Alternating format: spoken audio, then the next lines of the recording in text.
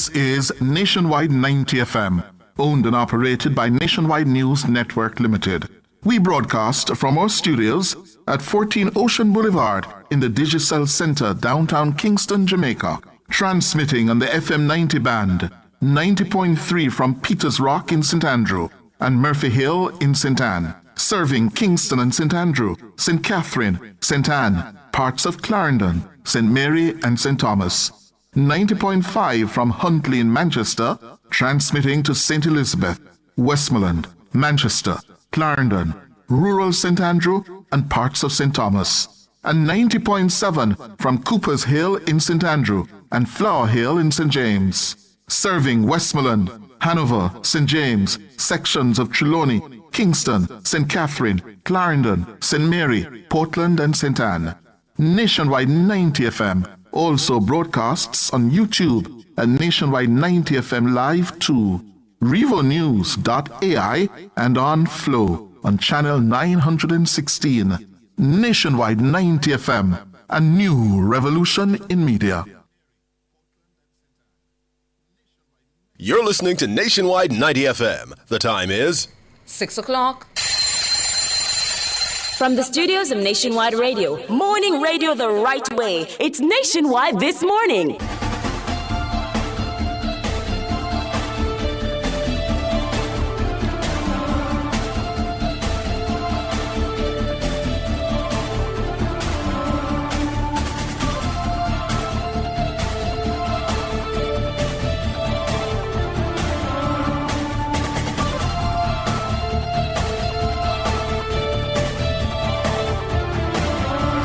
A very good morning to you. I'm Tawna Thomas. Coming up in the news at 6 for this morning, Monday, February 9, 2026. 4-year-old Manchester girl dies after drive-by shooting that also injured her father. JCF has established a specialized investigation branch under its crime and security portfolio. Attorney at law disagrees that public sector procurement rules are overly complicated. In regional news, Haiti's presidential council dissolves, handing power to U.S.-backed prime minister. In international news, Hong Kong court jails media tycoon Jimmy Lai for 20 years. In sports, Jamaica under-17s thrash Cayman Islands in CONCACAF qualifier. And in business, Japanese stocks surge as Takaishi secures historic election victory. The details after the break.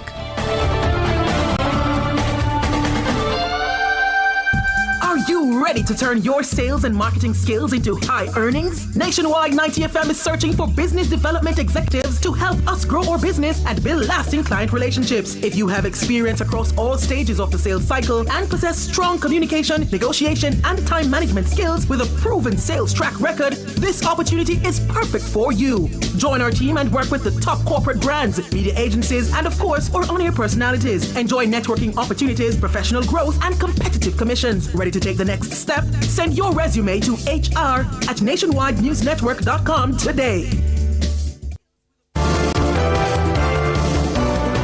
Catch the first news of the day. A comprehensive package of local, international, sports, and business news. The news at 6 on Nationwide 90 FM.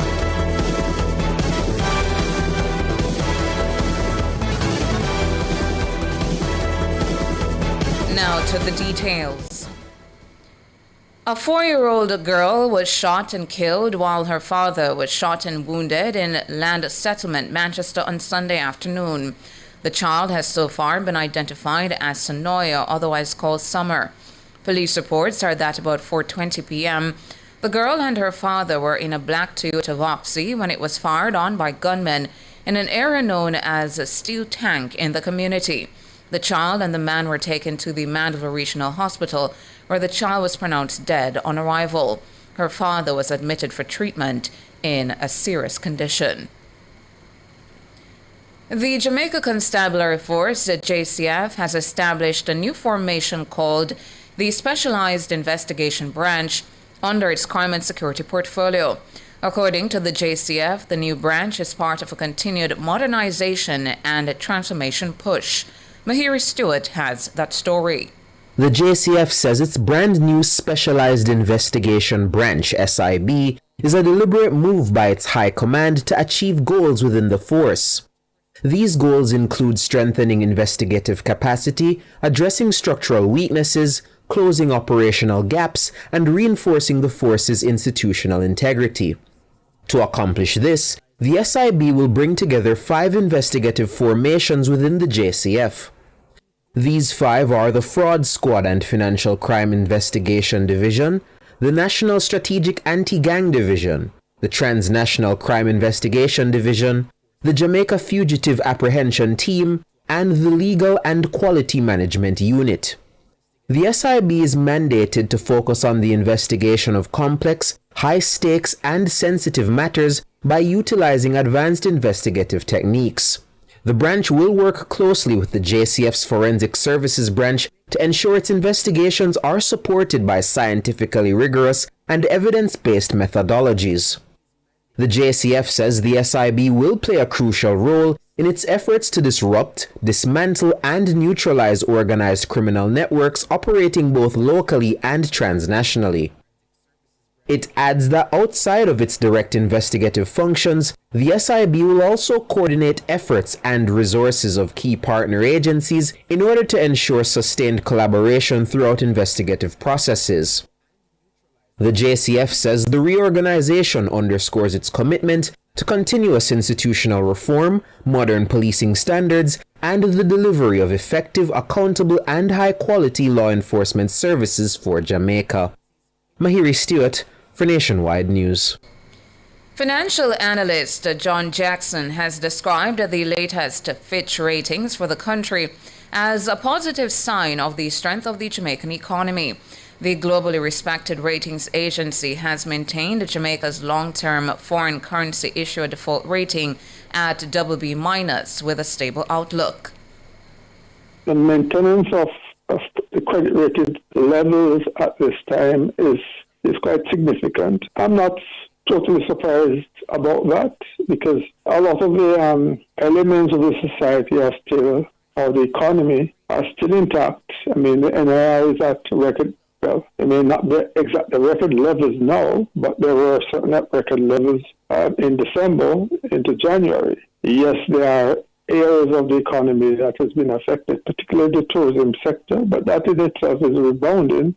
So in my own humble estimation, the damage that has been done was done to part of the country.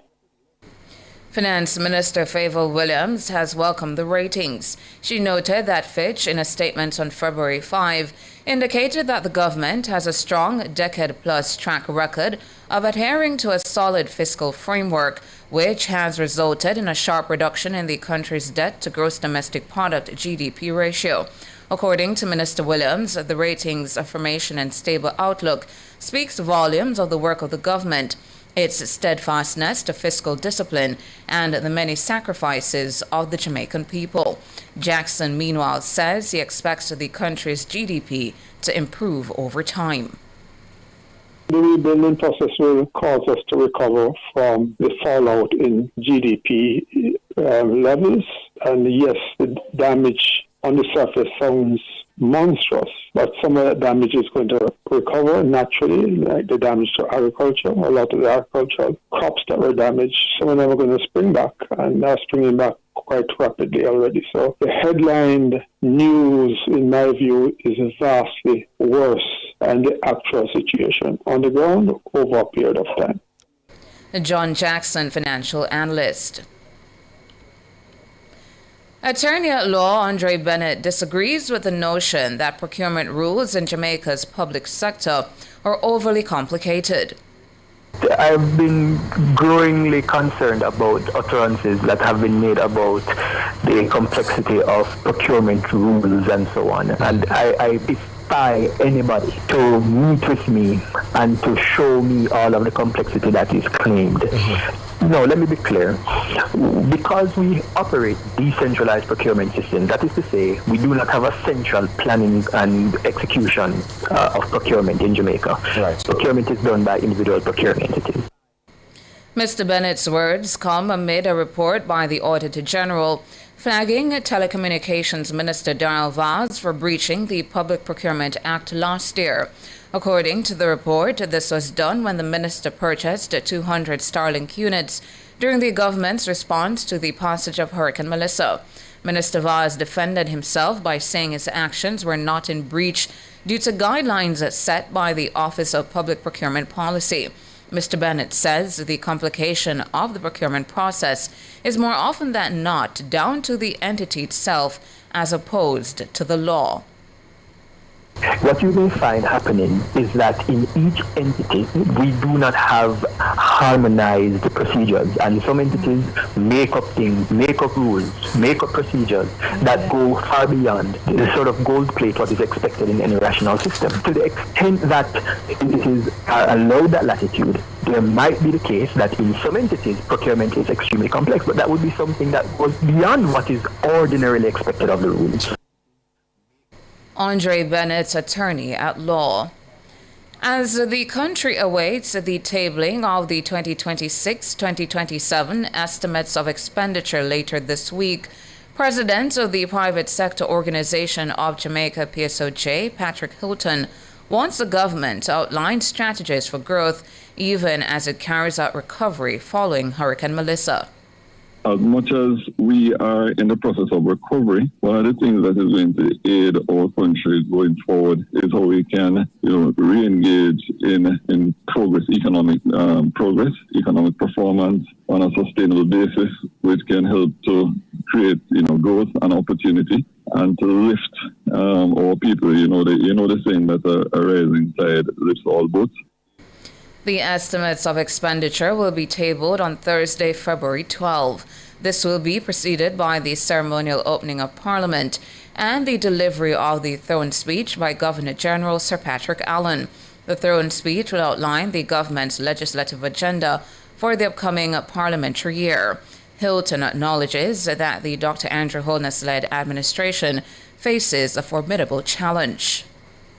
It's not an easy situation. It's difficult. It's challenging, but I don't think it's beyond us to pursue those two objectives.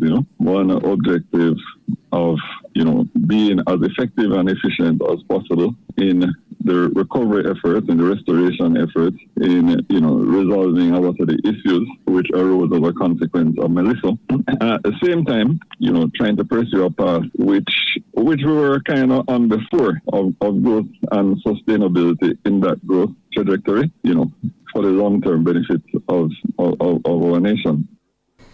Patrick Hilton, president of the Private Sector Organization of Jamaica.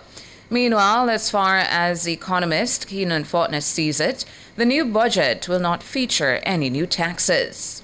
So I don't anticipate that the government will impose any new taxes or increase any existing taxes because the government's planned deficits as a result of Hurricane Melissa will already be financed by additional borrowing facilitated by the recovery package from the 5 multilaterals towards the end of last year. So with the government having suspended its fiscal rules, this is perfectly allowable to enable deficit spending to now be used strategically to accelerate rebuilding efforts.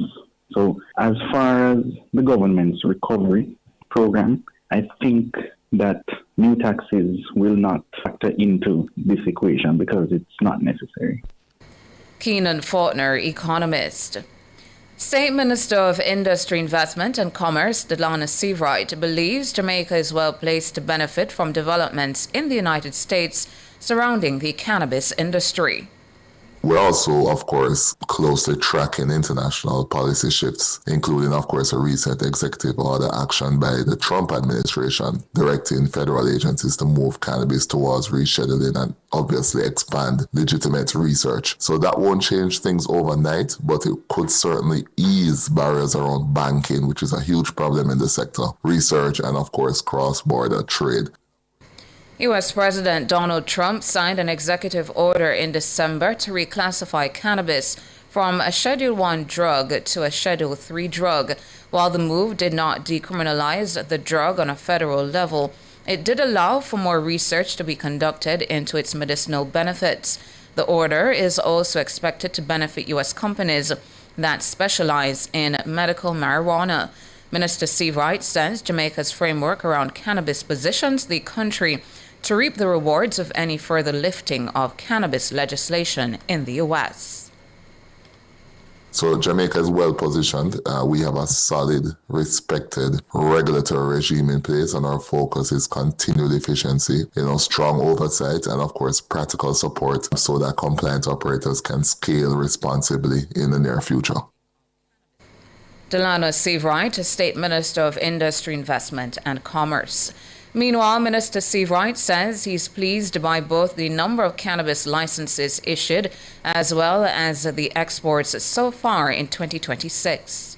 Met with senior management and of course staff at the Cannabis Licensing Authority. They've issued 196 licenses so far across cultivation, retail. So that's a very positive development indeed. We're also encouraged by the fact that just recently one Jamaican company exported small quantities of medicinal ganja to Cayman, and there are other companies that are exploring possible exports. So it's still in the early stages, but the export potential is certainly real, and it's anchored by Brand Jamaica, and of course the growing demand for regulated medicinal cannabis and wellness products. Delano Steve Wright, State Minister of Industry, Investment and Commerce. Works Minister Robert Morgan says performance-based contracts will be used by the government to increase the accountability of contractors who work on Jamaica's roads. The other way we're trying to solve the problem is performance-based contracts. The public procurement entity that approves public procurement is now putting into their criteria performance as a part of the requirements for contractors. It may be shocking to you, but performance is not a criteria for more work. Did you know that? In Jamaica, I cannot sanction you for poor performance as a contractor. So if I give you a road to build 2 years ago and you failed at it, I can only judge you based on the current application for this road that you're about to do. Minister Morgan was speaking during a question and answer session during a meeting with the Rotary Club of Kingston last week at the Summit Hotel. Minister Morgan clarified that factors may present themselves that could affect the performance of a contractor on a project.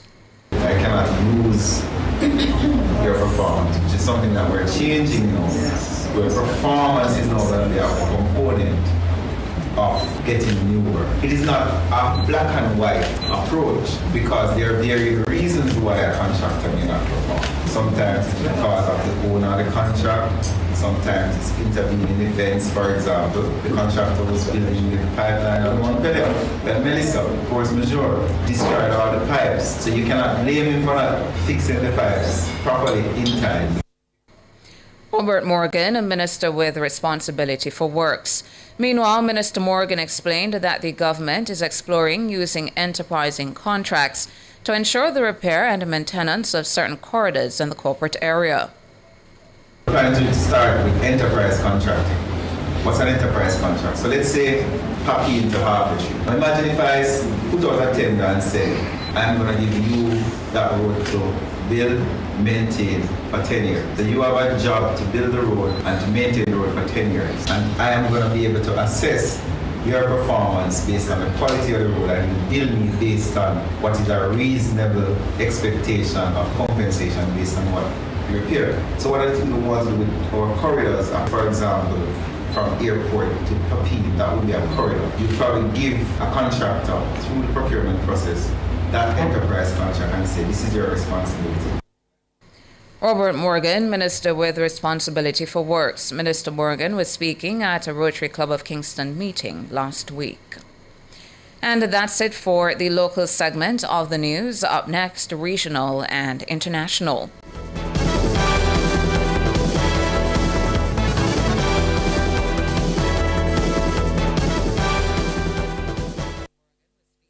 Where music is played, copyright owners must be paid. This time signal is brought to you by Jamaica Music Society. The time by Jams is 6:18. Turn up the heat with Hot Listing, Nationwide 90 FM's new on-air and online classifieds feature. If you have a car for sale, room for rent, or yard sale come up. If you look at work or need stuff. If you provide a service, make it a Hot Listing, Nationwide 90 FM's new on-air and online classified segment. Your listing plays again and again. From morning till evening. You sing it, we play it. You say it once, Jamaica hears it all day, every hour. Contact our sales team now at 876-630-1210 or sales at nationwidenewsnetwork.com. Hot Listings on Nationwide 90 FM, a new revolution in media.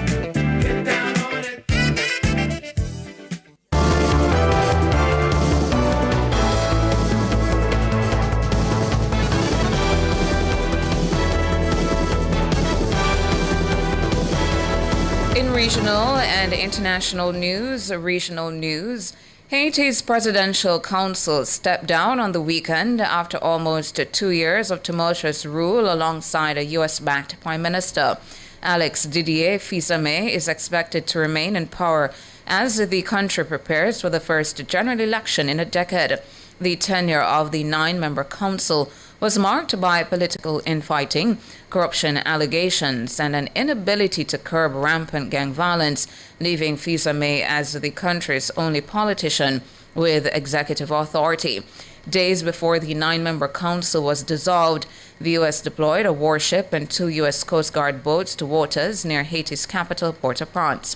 In late January, 2 of the council's most influential members announced that a majority had voted to oust the Prime Minister in defiance of calls from the U.S. government to uphold the country's fragile political stability. Days later, the U.S. government announced visa revocations for 4 unidentified council members and a cabinet minister.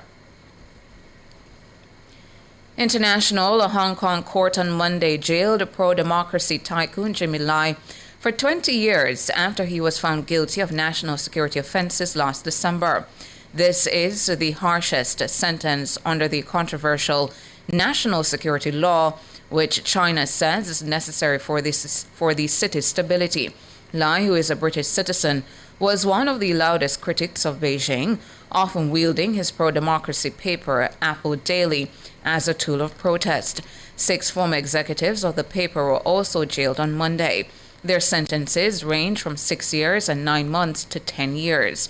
The UK calls the Chinese government to release Lai, saying it will rapidly engage further with Beijing. But Hong Kong's chief executive welcomes the sentence, saying Lai used Apple Daily to poison the minds of citizens. And that's it for regional and international. Up next, sports.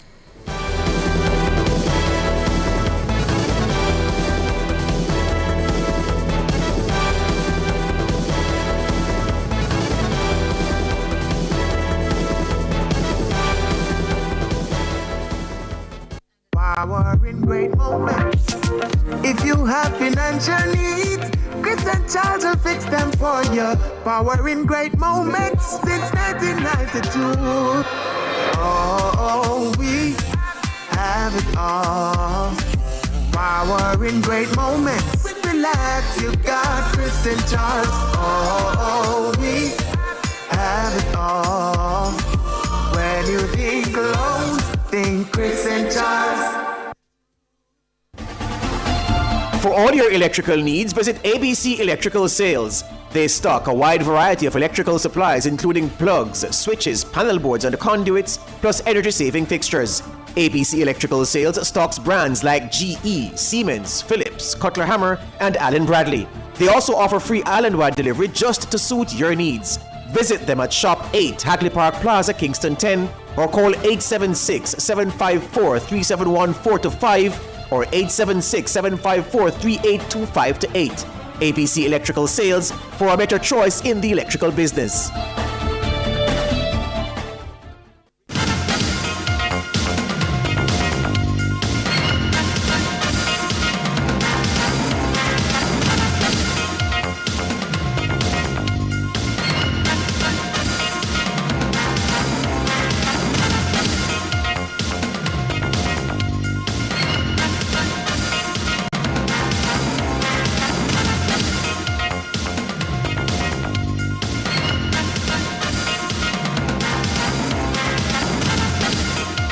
now for your morning sports. 4 goals from Kelvin Brown helped Jamaica's under-17 men's football team to a 12-0 win over the Cayman Islands in their Group G CONCACAF qualifier on Sunday. Jamari Nolan, Jamon Lyle, and Tyrone Bembridge with a double each were also on the score sheet. The young Reggae Boys now top the group with 6 points from 2 starts. It's the same as Canada, who beat Aruba 5-1, but the Jamaicans have a superior goal difference. Both teams will meet in a top-of-the-table clash on February 11. Jamaica now needs only a draw against Canada on Wednesday to qualify for the World Cup. 10 goals were scored in Sunday's round of matches in the Wray & Nephew Jamaica Premier League.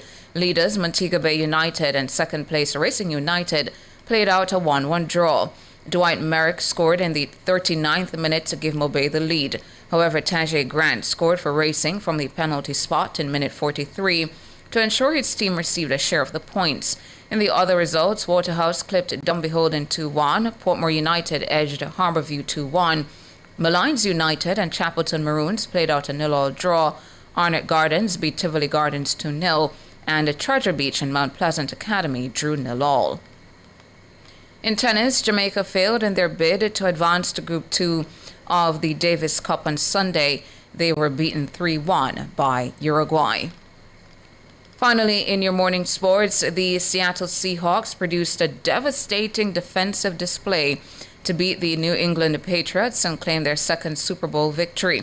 2 of the NFL's strongest defenses battled it out in Sunday's showpiece, with the Seahawks emphatically coming out on top 29-13 at Levi Stadium in Santa Clara, California.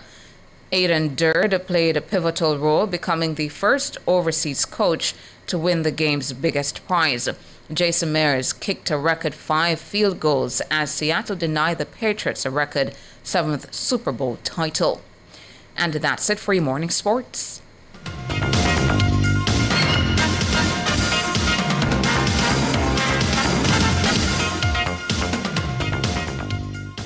One good thing about music when it hits you.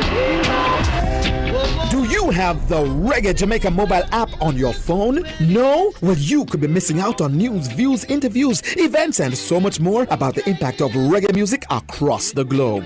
Information at your fingertips about Reggae Month and other exciting reggae events. That's the Reggae Jamaica mobile app, now available in the Apple or the Google Play Store. Get it now. Everybody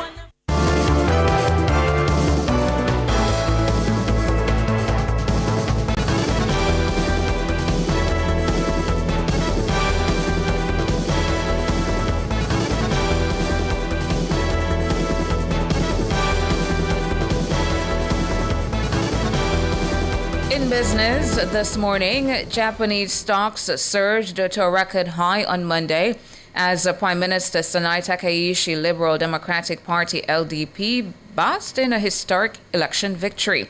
The LDP secured 316 out of 465 seats in Sunday's election, the first time a single party has won a 2/3 lower house majority since Japan's parliament was established in its current form in 1947. The Nikkei 225 index rallied by more than 5% in early trade on Monday, briefly crossing the 57,000 mark for the first time. It then gave up some gains, but still closed up 3.9% at the record high of more than 56,000. The LDP's decisive win will help Takaishi advance her pro-business policies without having to negotiate extensively with opposition parties. Takaishi told reporters on Sunday that she would pursue a responsible yet aggressive fiscal policy and would not reshuffle the cabinet, which was formed less than 4 months ago. Locally, after 5 years of exemplary service, Anya Schooner will retire from the Board of Scotia Group Jamaica Limited, SGJL, effective March 4, 2026. SGJL says her decision was made in light of her new substantive role as Scotiabank's Executive Vice President of Global Insurance. This in order to fully dedicate her focus on leading the development and execution of the bank's global insurance strategy a key driver for the organization. She is a senior Caribbean banking executive with more than 2 decades of leadership experience in financial services, including retail banking, corporate banking, wealth management, insurance operations, regional governance, and digital transformation. She has overseen strategic direction, regulatory engagement, and performance across multiple jurisdictions. The bank says Anya joined the board of directors in November 2020 and assumed the role of chair in December 2022. Throughout her tenure, she's had a clear strategic vision and a steady leadership that helped to position the company for long-term sustainable growth. Her commitment, insight, and determination will leave a lasting legacy. And in foreign exchange trading this morning, the Jamaican dollar will open trading against the benchmark US dollar, selling for an average $157.14. Against the Canadian, the Jamaican will open selling for an average $115.31. And finally, the Jamaican will begin trading for an average $212.90 against the British pound. That's it for business this morning.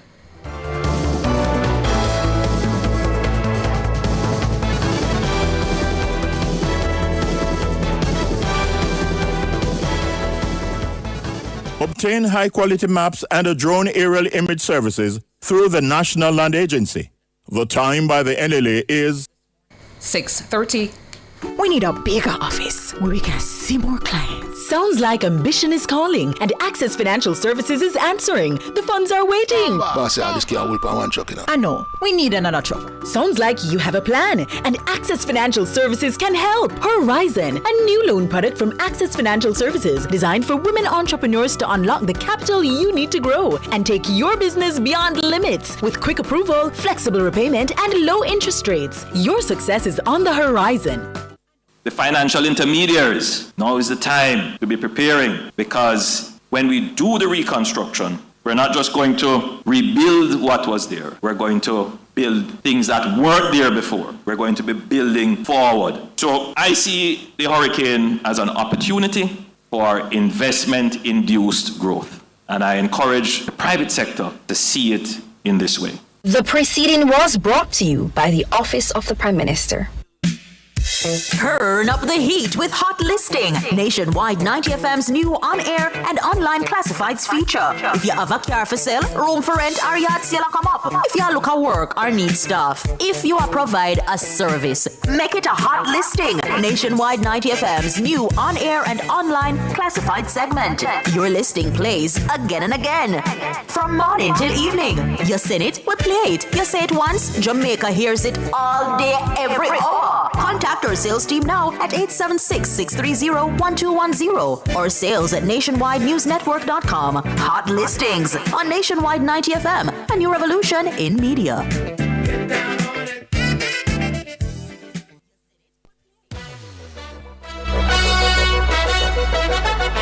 You may have been hearing the teasers. Now it's official. Beginning Monday, February 9, 2026, Nationwide News Network launches something special. The Nationwide Family Club, exclusively on Patreon. With the Family Club, members get early access to our documentaries before anyone else. Some of your favorite segments, including Cliff Says, What's on My Mind, Cover Story, and others will now be a click away inside the Family Club. There are 3 tiers of membership. First, Bronze, the Family Insider, behind-the-scenes access, Monday motivational videos, members-only chats, and on-air birthdays and anniversary shoutouts. Second, Silver, Nationwide VIP, breaking news alerts, exclusive documentaries, quizzes, personal milestones celebrated on air, and weekly family roll call mentions. Oh, and for our biggest supporters, our gold category, elite listener, full archive access, early releases, private studio tours, live show experiences, personalized birthday videos, and exclusive live streams. From historic election coverage to lifetime, impact, Jamaican milestones, and rare archive content. This is Nationwide like you've never seen it before. The Nationwide Family Club, coming to you February 9, 2026, on Patreon. Join the family. Support Nationwide 90 FM, the station that informs, entertains, and educates. Visit patreon.com/Nationwide News Network. That's patreon.com/Nationwide News Network. Nationwide Family Club, where you are family, because we see you as family.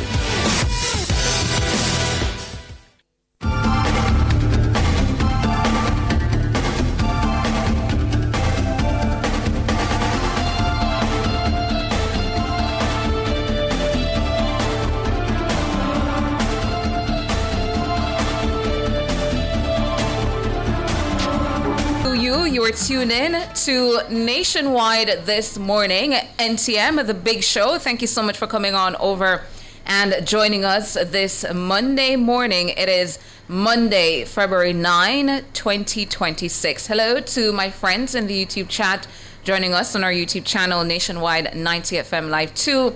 Hello to my friends out there in Radio Land, and as usual, I say good morning to all of you who are joining us on the website or from the app. Happy Monday. I'm Tana. And next to me, you want to show them your outfit? You want to give them, a spin or two? Tana, I can't broke the internet so early. No, man. Too early to broke the can. internet, man. Yeah. Eh? George over there. So I've got hold on. We do it like a countryman. So I've got get up, turn up and walk out this way. Yes. Yeah. George is dressed for the weather. Yeah? Let's just put it that way. Yeah. Yeah. Good to be back. Yes, good to have you back. Thank you very much. I see your outfit, and I was checking to see what the Met Service has up on their their bulletin. What is their 5 a.m. bulletin? And I'm seeing here the Met Office says a ridge across the Western Caribbean. Additionally, there is a cold front across the Northern Caribbean. And their comment says expect cool conditions to continue across northern parishes during the days, spreading to the rest of the island at nights through to Wednesday. Meanwhile, windy conditions are also expected across northern parishes through to Wednesday. What can't tell? Anyway, there? I want to say good morning to Josh Barnett from Spanish Town in St. Catherine. Mm-hmm. Here he's an avid listener. Met his wife at her workplace, and she said, Lord have mercy, every morning the man just get up, the man wake up before 6 and tune in the radio.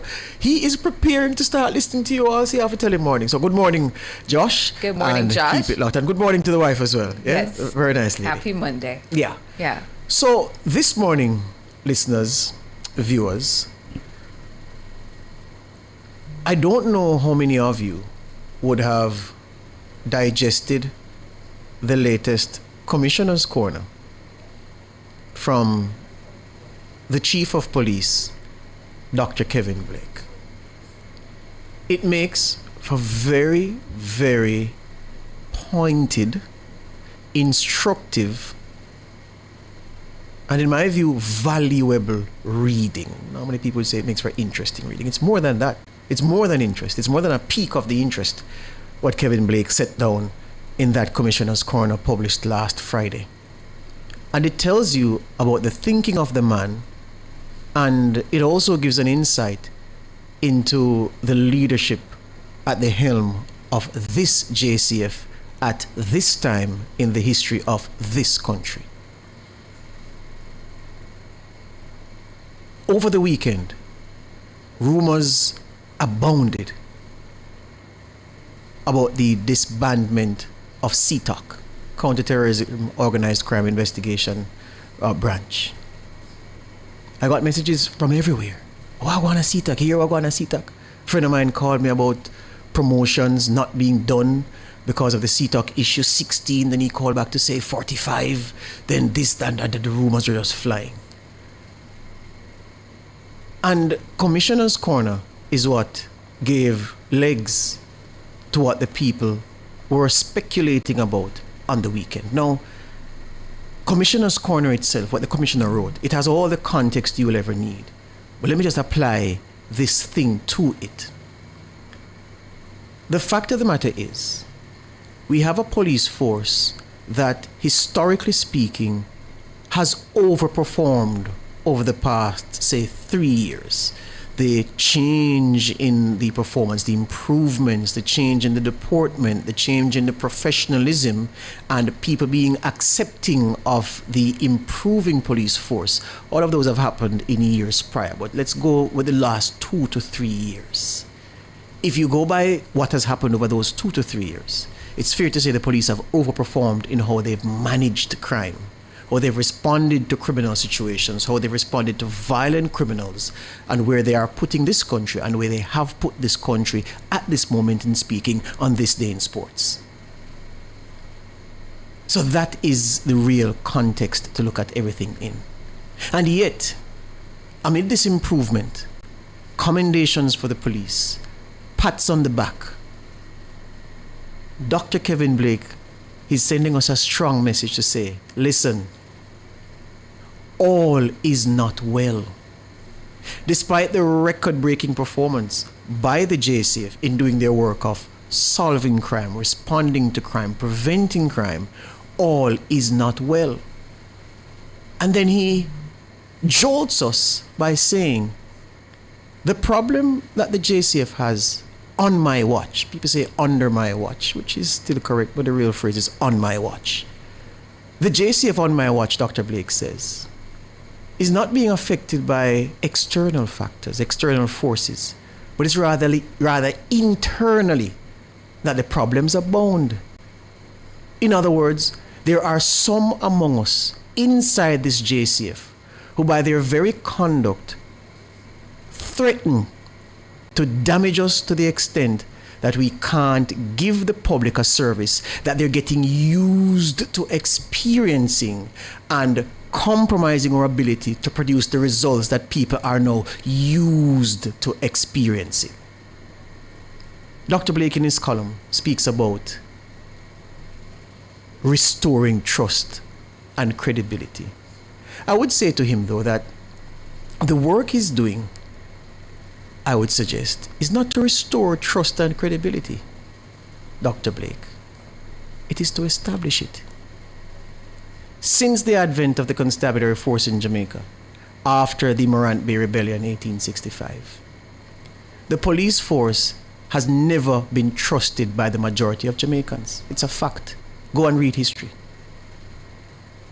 Our music alone buffets, meaning hit repeatedly, buffets the police, the constabulary, every chance it gets. If you listen to the music, you'd think every policeman is corrupt. The Babylon system, the police are at the vanguard of the preservation of the Babylon system.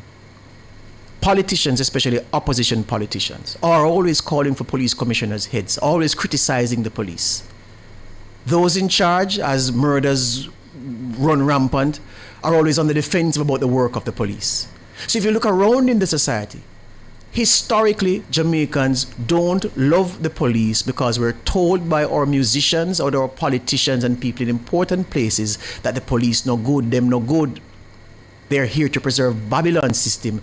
Don't trust them. And I don't know how a country experiencing the murders that we did fed its people a steady diet of police corrupt, police for dead, box squad in a face, gas station, shoot up station, all the, we were fed a steady diet of that for decades. So the people never trusted the police. The police had no credibility with the majority of Jamaicans. Now the situation is changing. So Dr. Blake, you're not restoring anything, because to restore would suggest that you had it and then you lost it. You, sir, following on from some of your predecessors before you, are building that credibility and that trust. Yeah? Come now to CTAC. We had a story in the bulletin, Mahira Stewart, talking about the Special Investigations Branch. That branch replaces CTAC. The statement from the JCF did not say that. And the commissioner's observations, lamentations, call to action did not mention CTAC once in his commissioner's corner. But he was talking about nothing else but CTAC. CTAC, effectively on this day in sports, February 9, 2026, has ceased to be. It's like Monty Python's parrot, it's dead. And why has it died? Perhaps it is that things were happening in CTAC, Tana, before The police inspector was caught with the cocaine in his motor vehicle, for which there's an investigation now. So we treat that with respect. A court proceeding. But after that, the 2 parcels of cocaine found at CTOC. And the commissioner has said, I'm ripping this all up because he recognizes that through CTOC, the cancer in the police force is threatening to affect the whole body. CTOC, based on the checks by the police, was that gangrenous part of the JCF that would putrefy, meaning to make rotten, the rest of the body of the JCF. And the man cut it off, chop it off, clean. Here's what he said in his commissioner's corner. We have to continue to enjoy the trust and confidence of the people of Jamaica. I address that continue. You're building that trust and confidence now, CP. He says, we have to guard our reputation and integrity like a fortress. Colleagues, confidence and trust are fragile and fickle. They are difficult to earn and easy to lose. Do we simply accept that there are events of criminality that define who we are and what we're defined by? Or do we get to work at rebuilding the trust of those on whom we depend to help see this mission through? He says, resilience, my colleagues, is not only relevant to our effort against murderous hoodlums, it is also about maintaining our credibility and integrity, even while it is threatened from within. The man is telling you why he has to clean house, because he says the reputation of the JCF and the integrity of the JCF have to be guarded like a fortress. And that confidence and trust are fickle and fragile, hard to build but easy to lose. And so he says there are things that threaten from within, and that is why we have to begin the process of healing. He writes further, to heal, we sometimes have to renew ourselves. Again, that's as strong a hint as any. We sometimes have to make sweeping changes, another hell of a hint, to our structures, processes, and systems, changes that will ensure that weaknesses that were exploited are addressed and vulnerabilities removed. Take off the glasses, people. Look with a good eye.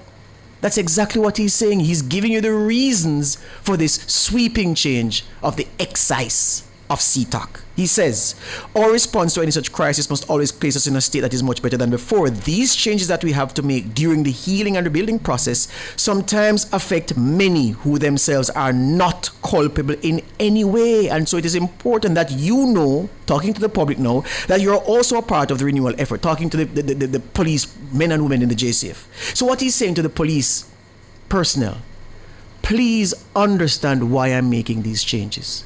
And after you understand, walk with me on the path into the light. That is what the police commissioner is saying. And it's a decisive move, because many police commissioners would look at the success that they've been enjoying and believe that they can continue with the structure as it is. Why rock the boat? Why risk demoralizing some people? Why risk alienating some people? Why make this drastic move to cut off a CTOC that was established in 2015, which has done so much good work, but which has been found by the police commissioner and the police high command to be gangrenous? You remember when they disbanded Mobile Reserve in 2019, the hue and cry? When last you hear somebody say the police have been affected by the fact that the Mobile Reserve have been disbanded? Change can work if change is made for the right reasons. And we must applaud this morning a police commissioner for being in the midst of the unprecedented success of the Jamaica Constabulary Force since 1865, after 1865 when it was formed. Unprecedented success. A lot of encomiums for the police commissioner. He sees the need amid all this success to change. It's like Usain Bolt in his prime, beating everybody and changing a major aspect of his training and preparation because he sees the need to be better, not content with just keeping it here and enjoying success. This is what leadership looks like. But it will only work if the men and women are committed to the path that Dr. Kevin Blake is taking, and if Jamaicans understand and walk with him into the light.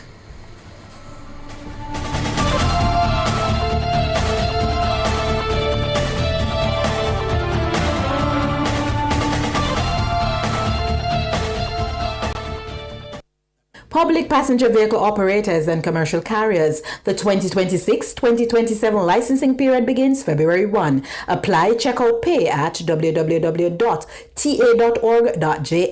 No rush, no fuss. Go digital with us. The time by the Transport Authority is 6:50. JPS and Partners Cooperative Credit Union offers financial solutions for every stage in your life: savings, auto loans, mortgages, and more. The Temperature by JPS and Partners Cooperative Credit Union, your financial partner for life, is 23 degrees Celsius in Kingston, 22 degrees Celsius in Montego Bay, 16 degrees Celsius in Mandeville. Become a member of your credit union. 70 years strong to build a reputation. Insurance, loan and investment. All your children's savings make dollars and cents. JPS and Partners Cooperative Credit Union. Your financial partner for life. 70 years you made your choice. JPS and Partners Cooperative Credit Union. For all your electrical needs, visit ABC Electrical Sales. They stock a wide variety of electrical supplies including plugs, switches, panel boards and conduits, plus energy-saving fixtures. ABC Electrical Sales stocks brands like GE, Siemens, Philips, Cutler Hammer, and Allen Bradley. They also offer free island-wide delivery just to suit your needs. Visit them at Shop 8, Hagley Park Plaza, Kingston 10, or call 876-754-3714-5 or 876-754-3825-8. ABC Electrical Sales, for a better choice in the electrical business.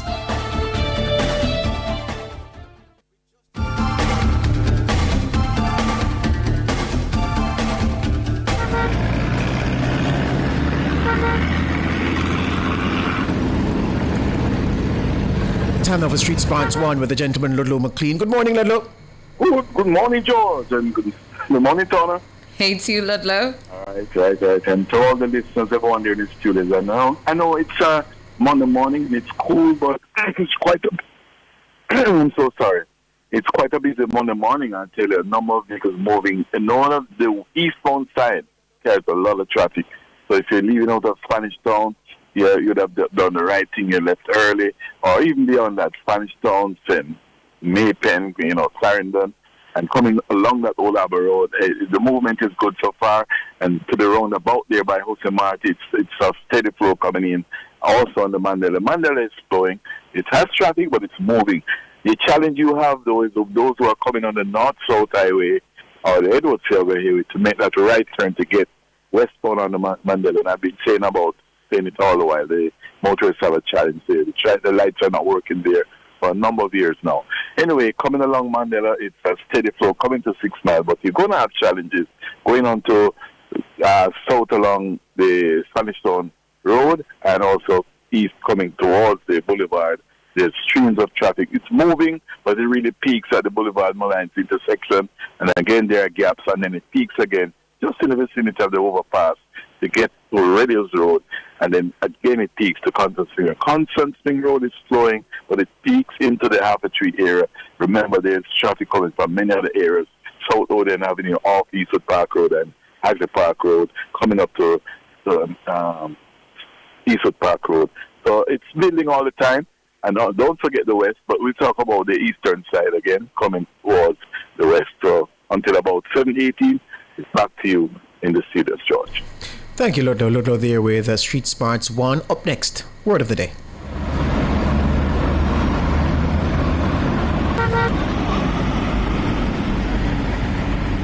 And your word of the day is spelled V-I-L-I-P-E-N-D, spelled V-I-L-I-P-E-N-D. Vilipend. Vilipend. Vilipend. Vilipend is your word of the day. It's a verb, vilipend, and it means to regard or treat as of little value or account. Vilipend is your word of the day, to regard or treat as of little value or account, vilipend. And to use it in a sentence, courage is needed in the profession and maintenance of the true and the right when denied, assailed, or vilipend. Vilipend is your word of the day. Another sentence here. She fought against the dictums of those who would vilipend women. Vilipend, your word of the day, spelt again Vilipend. Up next, your features at the top of the hour, the news.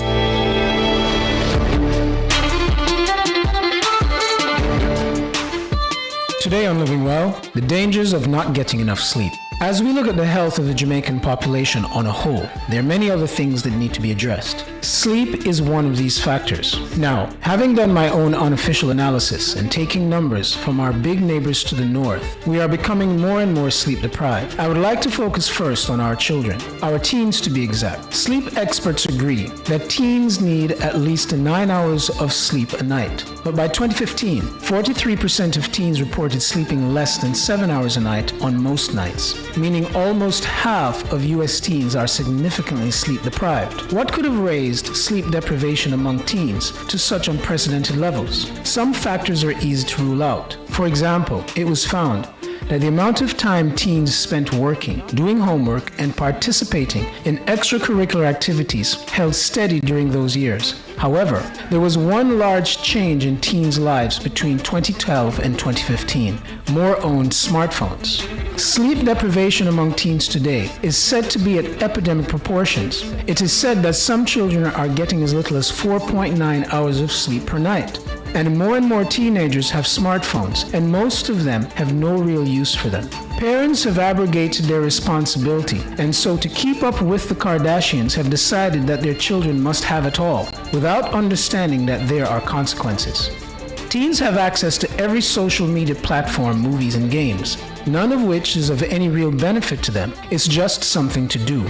We have seen that student performance has dipped in many areas. This could be directly linked to less sleep and more of an attention to being online into the late hours of the night. This is what being on cell phones or computers will do to us if we use them before bedtime.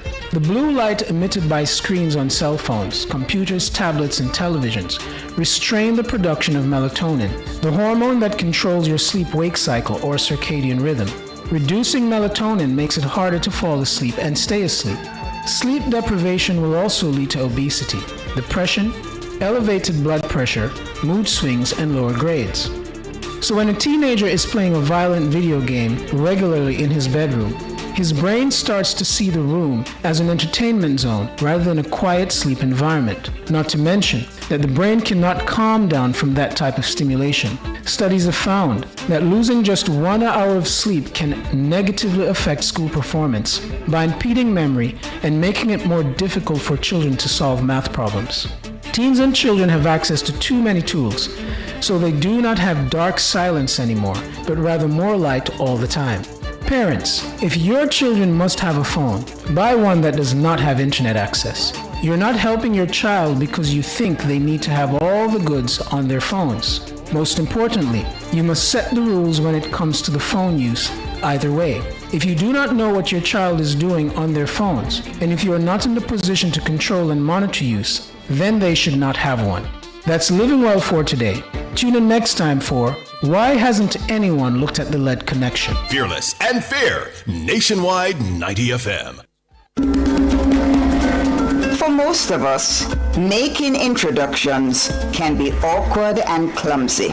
The simplest way to make an introduction is when it appears most natural or will make a good social situation more pleasant. This is the lifestyle pages on the etiquette of introductions. Often, when we're walking with friends, we spot someone we know.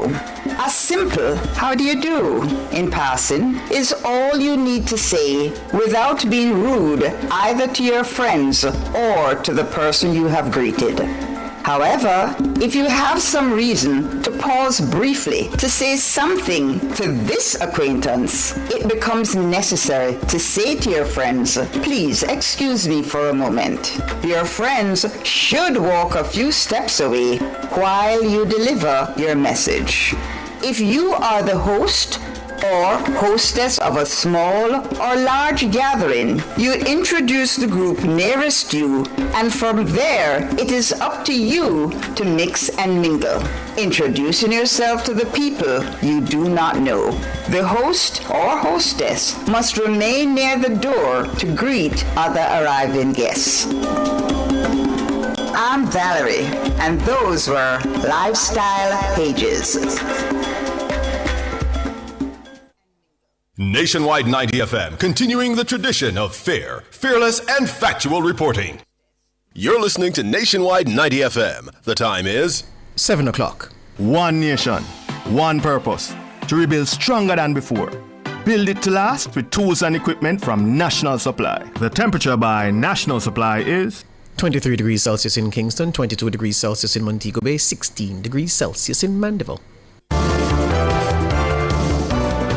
the most credible news in the morning.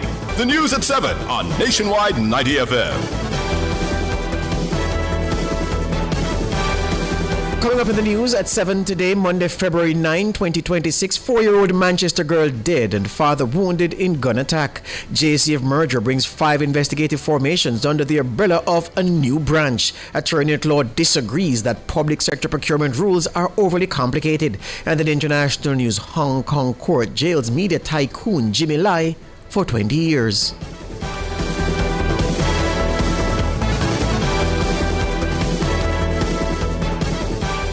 If it's news, it's got to be Nationwide 90 FM.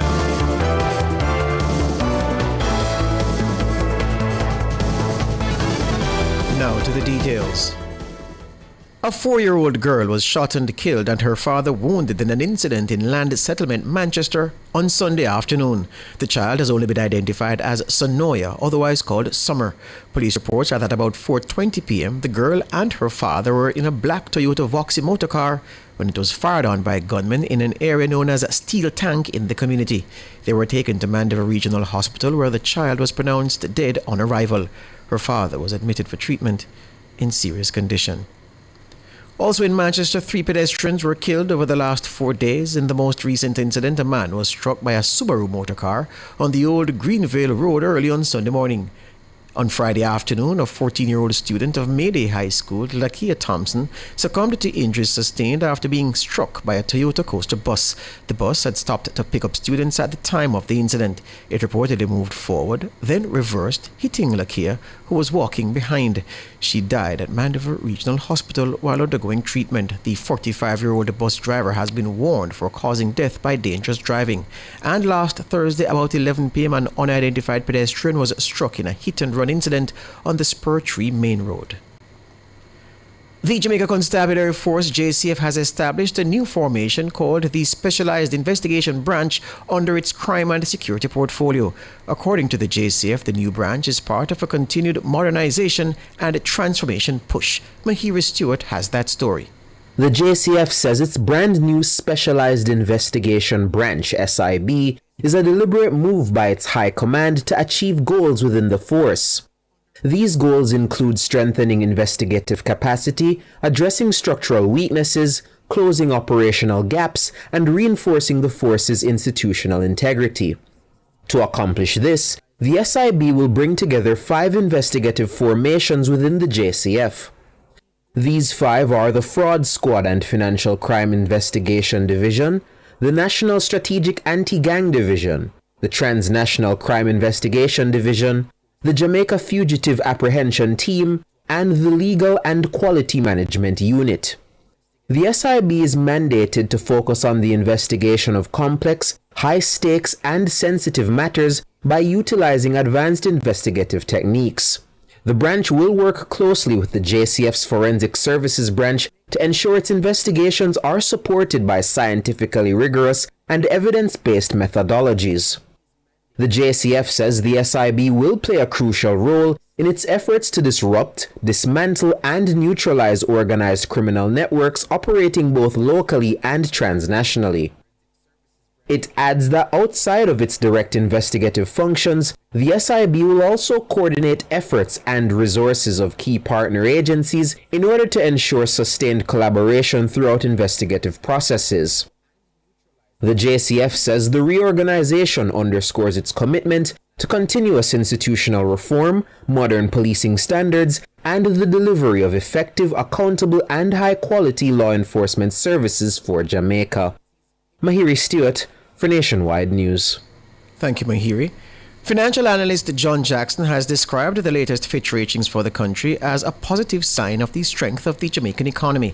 The globally respected ratings agency has maintained Jamaica's long-term foreign currency issuer default rating at BB- with a stable outlook. The maintenance of the credit rated levels at this time is quite significant. I'm not totally surprised about that because a lot of the elements of the society are still, or the economy are still intact. I mean, the NII is at record, well, I mean, not the exact the record levels now, but there were certain record levels in December into January. Yes, there are areas of the economy that has been affected, particularly the tourism sector, but that in itself is rebounding. So in my own humble estimation, the damage that has been done was done to part of the country.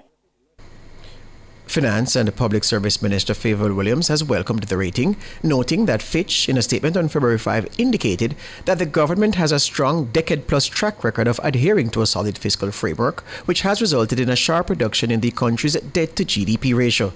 According to Minister Williams, the rating's affirmation and stable outlook speak volume for the work of the government, its steadfastness to fiscal discipline, and the many sacrifices of the Jamaican people.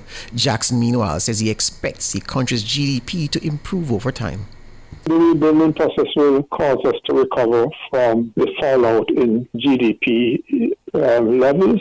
And yes, the damage on the surface sounds monstrous, but some of the damage is going to recover naturally, like the damage to agriculture. A lot of the agricultural crops that were damaged, some of them are going to spring back, and they're springing back quite rapidly already. So the headline news, in my view, is vastly worse than the actual situation on the ground over a period of time.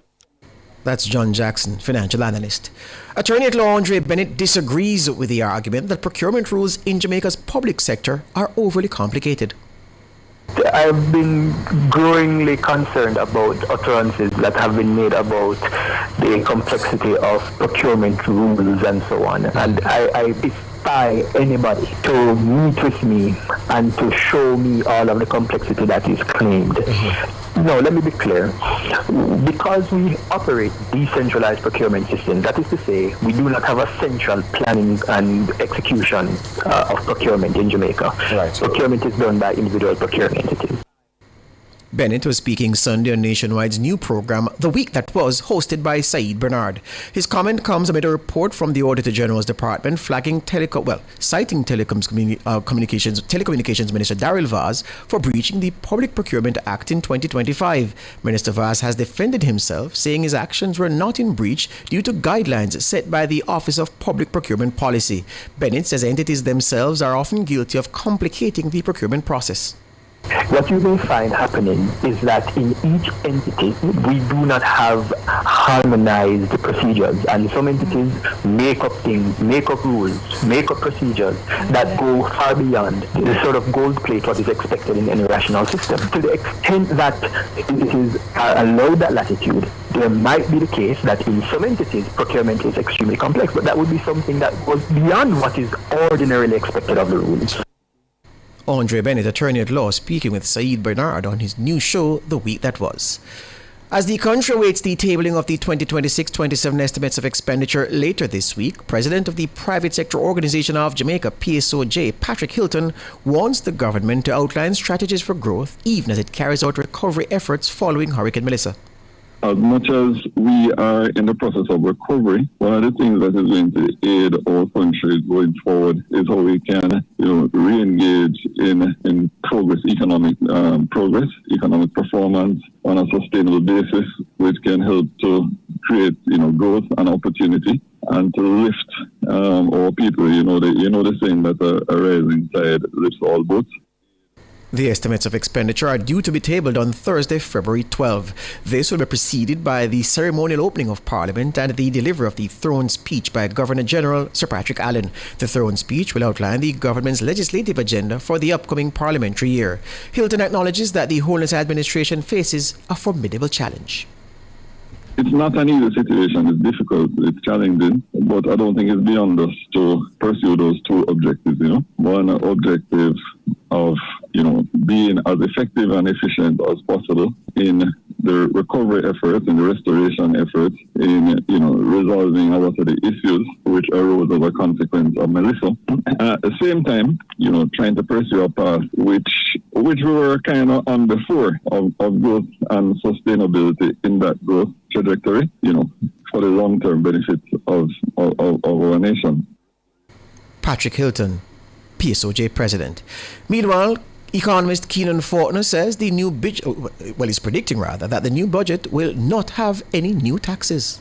So I don't anticipate that the government will impose any new taxes or increase any existing taxes because the government's planned deficits as a result of Hurricane Melissa will already be financed by additional borrowing facilitated by the recovery package from the 5 multilaterals towards the end of last year. So with the government having suspended its fiscal rules, this is perfectly allowable to enable deficit spending to now be used strategically to accelerate rebuilding efforts. So as far as the government's recovery program, I think that new taxes will not factor into this equation because it's not necessary. Keenan Faulkner, economist. State Minister for Industry, Investment and Commerce, Delana Sivrite, believes Jamaica is well placed to benefit from developments in the United States surrounding the cannabis industry. We're also, of course, closely tracking international policy shifts, including, of course, a recent executive order action by the Trump administration directing federal agencies to move cannabis towards rescheduling and obviously expand legitimate research. So that won't change things overnight, but it could certainly ease barriers around banking, which is a huge problem in the sector, research, and, of course, cross-border trade. U.S. President Donald Trump signed an executive order in December 2025 to reclassify cannabis from a Schedule 1 to a Schedule 3 drug. While the move does not decriminalize the drug at the federal level, it does allow for more research to be conducted into its medicinal benefits. The order is also set to benefit U.S. companies that specialize in medical marijuana. Minister Sivrite says Jamaica's framework around cannabis positions the country to reap the rewards of any further amendment to cannabis legislation in the U.S. So Jamaica is well positioned. We have a solid, respected regulatory regime in place, and our focus is continued efficiency, strong oversight, and of course practical support so that compliant operators can scale responsibly in the near future. Delana Sivrite, State Minister for Industry, Investment and Commerce. And Minister Sivrite says he's pleased by both the number of cannabis licenses issued as well as the exports so far in 2026.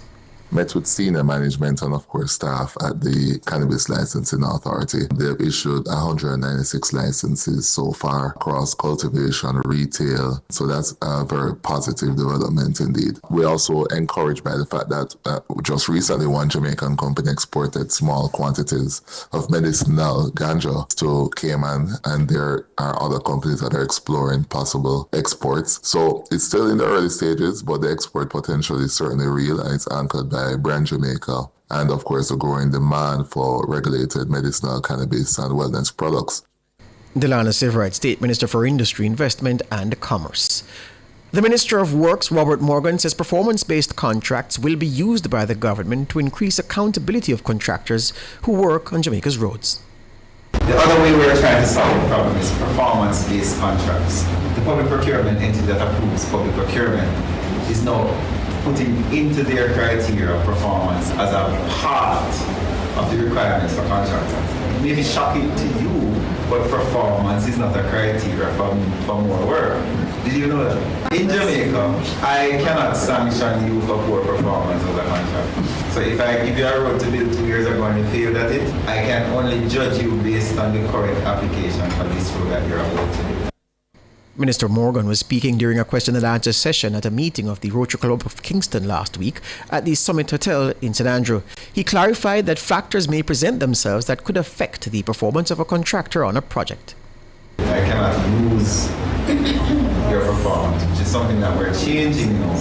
Where performance is now going to be a component of getting new work. It is not a black and white approach because there are various reasons why a contractor may not perform. Sometimes it's because of the owner of the contract, sometimes it's intervening events. For example, the contractor was building the pipeline on Montpellier. Then Melissa, force majeure, destroyed all the pipes. So you cannot blame him for not fixing the pipes properly in time. Meanwhile, Minister Morgan says the government is contemplating changes to the way certain corridors in the corporate area are repaired and maintained. We're trying to start with enterprise contracting. What's an enterprise contract? So let's say Happy into Harvard. Now imagine if I put out a tender and say, I'm going to give you that road to build, maintain for 10 years. So you have a job to build the road and to maintain the road for 10 years. And I am going to be able to assess your performance based on the quality of the road and you bill me based on what is a reasonable expectation of compensation based on what you repair. So what I think we want to do with our corridors are, for example, from airport to Papine, that would be a corridor. You probably give a contractor through the procurement process that enterprise contract and say, this is your responsibility. Robert Morgan, Works Minister, speaking last week at a meeting of the Rotary Club of Kingston. Overseas news now. In the UK, Prime Minister Keir Starmer's Director of Communications, Tim Allen, has resigned. The resignation comes a day after the Prime Minister's Chief of Staff, Morgan McSweeney, quit the Labour government. Allen says he's stepping down now to allow a new number 10 team to be built.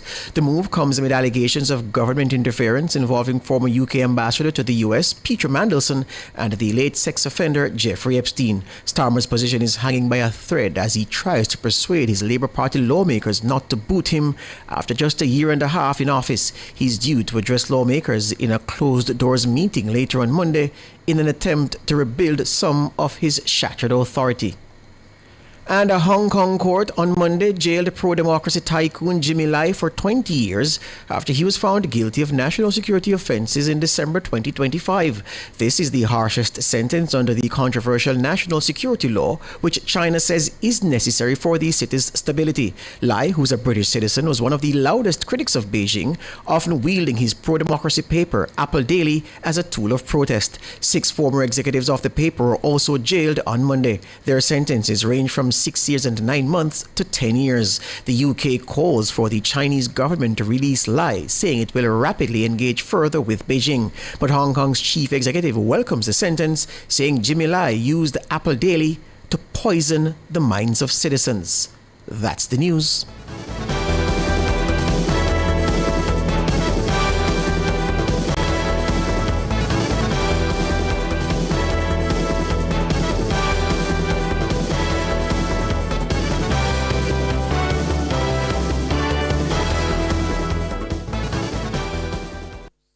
Sign up for the JN Money Card. It's safe, convenient, and free. The time by JN Money is 7:18.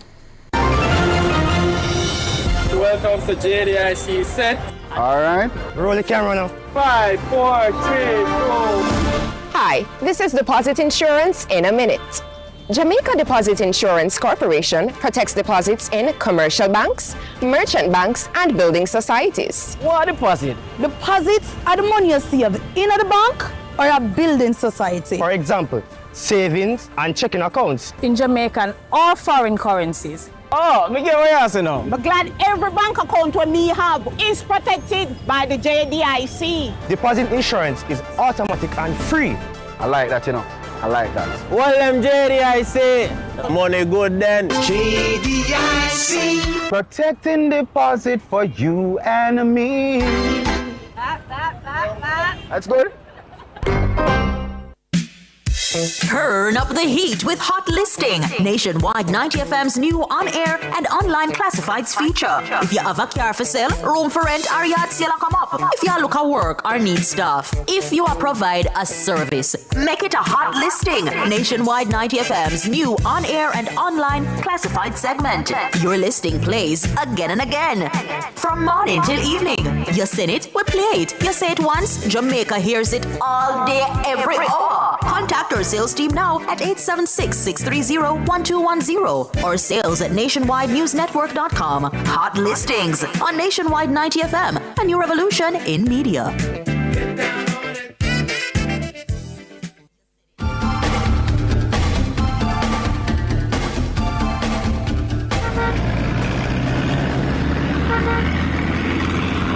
Time now for Street Smarts 2 with Ludlow McLean. Good morning, Ludlow. Ludlow? Alright, so Ludlow got disconnected just for a touch there. So if you bring up the camera if you can, Mr. King, let us look at which intersection you're giving to us. It's a feature that the audience enjoys, these live cams. And again, this is now Barbican Square. Looking across at the building that houses the Pizza Hut. Ludlow's there now. Good morning, Ludlow. Go ahead. I'm here, man. I'm here. It's just bright and sunny now. We had a really cool weekend and it's bright and sunny. And the roadway, you're not going to get away. Remember I mentioned the boulevard has increased the traffic. It's now eastbound, westbound. Anywhere along the boulevard, it's quite active. The lines over, it's the same thing.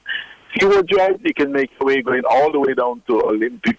It's more good vehicle movement, but when you go across to Bay Farm Road, it's a number of vehicles heading towards Walton Park Road. And Walton Park Road is quite active for the intersection of Moline and Walton and going across to Keysing New York Avenue. Then Keysing Avenue, a lot of traffic is also in the Keysing Avenue area. They're branching off to Hagley Park Road, which is also busy all the way up into the Harbour Tree area. And if you're trying to make it to Richmond Park, you're going to have some traffic in the vicinity of, like, not Truman Avenue, but Richmond Park Avenue, and also that avenue that takes you back onto Chisholm Avenue, which is also active, Queens Avenue. Then when you go to Hagley Park, Maxfield Avenue, it's active, but you can move. It peaks really going into Harbour Tree area. What's happening on the eastern side? Aldbogle Boulevard, just to the Aldbogle Highway, just to get to the roundabout by Harbourview. That's where the traffic is. And then the traffic is moving steadily along Sir Florida Glasgow. But remember, it's a bumpy ride on that westbound stretch, just in the vicinity of the cement factory, and goes all the way up to Michael Manley Boulevard. And I want to highlight, once you make that right turn off, right at the intersection of Winnow Road and Sir Florida Glasgow, is a huge hole. It has caused a number of tires to be, rims to be bent and tires lost. So I want to highlight that one again.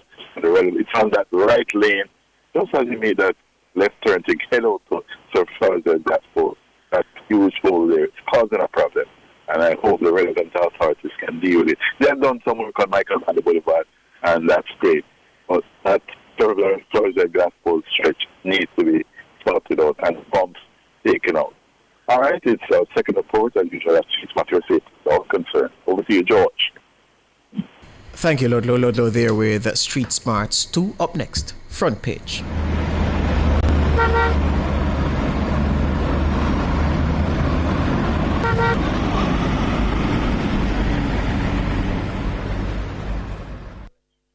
Front Page is brought to you today by ABC Electrical Sales, for a better choice in the electrical business. For all your electrical needs, visit ABC Electrical Sales. They stock a wide variety of electrical supplies, including plugs, switches, panel boards, and conduits, plus energy-saving fixtures. ABC Electrical Sales stocks brands like GE, Siemens, Philips, Cutler Hammer, and Allen Bradley. They also offer free island-wide delivery just to suit your needs. Visit them at Shop 8, Hagley Park Plaza, Kingston 10, or call 876-754-3714-5 or 876-754-3825-8. ABC Electrical Sales, for a better choice in the electrical business.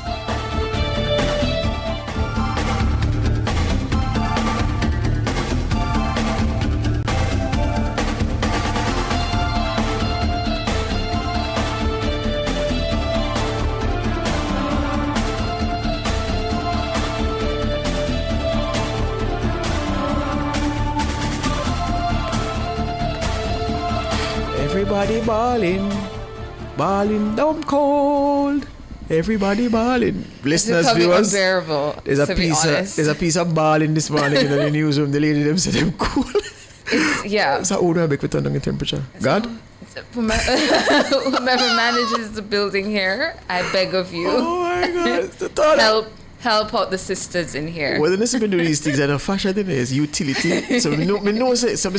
Initially, I thought it was fashion, like it was coming back with a bang, but it all makes sense now. Tana every day with a bang every day. I mean, you come back with a bang. Tana, I think what say the outside is frigid. Yes. So inside I go colder, so let me dress for the occasion. Oh my goodness, man! Listen, we're still feeling the effects, the outer bands of the cold fronts. I was telling you about what the Met Service is saying. So, to those who can help out the folks, the sisters, floor 1, the sisters, I beg of you, to turn it up. So, turning our attention now to our scheduled discussion. On Thursday, pomp and pageantry will be on full display, as usual, for the opening of the parliamentary year, this year 2026-2027. Governor General Sir Patrick Allen will deliver the throne speech during a joint sitting of Parliament. The throne speech will outline the government's legislative agenda for the upcoming parliamentary year. The government is also expected to table the estimates of expenditure for the upcoming financial year. So we ask this morning, what are the key areas that the government should prioritize in the new fiscal year? In the lead up to last year's general election as well, Prime Minister Dr. Andrew Holness made several promises that he said would be addressed in the budget cycle. Given the impact of Hurricane Melissa, how realistically can those commitments be fulfilled? And could the government introduce new taxes for the first time in more than 10 budget cycles? For perspectives, we're being joined by economist Keenan Faulkner and the president of the MSME Alliance, Antoinette Hamilton. Good morning to both of you. Good morning. Hi, morning. Thank you so much for joining us here on Nationwide this morning for the front page. Let's begin with you, Keenan. Looking on from the outside into the budget cycle, what may pertain this year's budget, 2026-2027, what's your perspective? Well, as the minister said, I think it's going to focus naturally on Melissa recovery, and some of the key priority areas coming out of that would probably be a focus on social protection. There are many vulnerable persons who still need support and assistance at this time, but also starting to lay the groundwork and the foundations for improved urban, rural, and spatial planning. Because if you want to build back more resiliently, it's better than you did before, then that would have to be paramount in my mind. But also accelerating business activity, economic activity, that might also look like small business support. And, as you know, small businesses account for the largest part of the economy, and they were most badly hit, I would say, relative to larger entities who could probably take care of themselves a little better. So those would be, in my mind, the top 3 priorities I expect the government to go forward in the new fiscal year. Mm-hmm. And if you could dig down into that for us, Antoinette, as the president of the MSME Alliance, on the aspect of the business community and how you see that the government could address that for the upcoming financial year. Well, we're looking forward to hearing in terms of the response for the post-recovery of the Melissa in terms of small businesses, what support will be coming there. We're also hoping that the commitment towards the microstock exchange, and we're hoping to hear more on that. I would have been a part of the technical working group, and I won't preempt them, but I should hear what is the consensus on that in the budget speech. As it relates to opening bank accounts, the finance minister had made a commitment to have dialogue with the Ministry of Industry, Investment and Commerce and the banks to see how best they can relax those requirements. I'm not sure if that was achieved, and so I want to hear more about that. In particular, the the requirement where a business in operation for more than 18 months, they are required to produce financial statements, audited financial statements, which is extremely onerous. So that part in particular, I would be interested in hearing what was the result of those dialogues. In terms of the Microinsurance Act, that was expected to be tabled. I'm not sure if it was. I haven't heard anything about it. So those are some of the things that I'm looking forward to hear more update on. In terms of investment, definitely we need to grow the economy more than ever at this point, and we would have seen where government spending plays a significant role in that. And so we are looking forward to some of the investments that would have been promised to see if we can implement them this year. I know the Ministry of Agriculture would have made a significant step in that direction with opening up one of the agro-processing facilities. Agro-processing, yes. So we're looking to see others, because I think about 4 was promised in the last fiscal year. So we're hoping to hear more about when those others will come on stream. And the accelerated capital allowance, which was introduced to stimulate investment, both locally and foreign direct investment.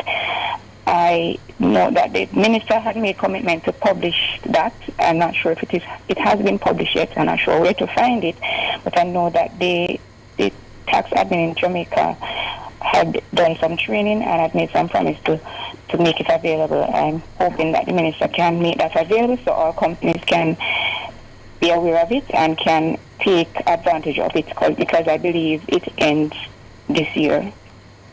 We're speaking with presidents of the MSME Alliance, Antoinette Hamilton, and economist Keenan Faulkner, about their thoughts on what to expect from this year's budget. Of course, we were telling you that the throne speech will be happening during a joint sitting of Parliament on Thursday, and following that, the government also expected to table the estimates of expenditure for the upcoming financial year. We take a break here on Nationwide This Morning. We'll be back with more.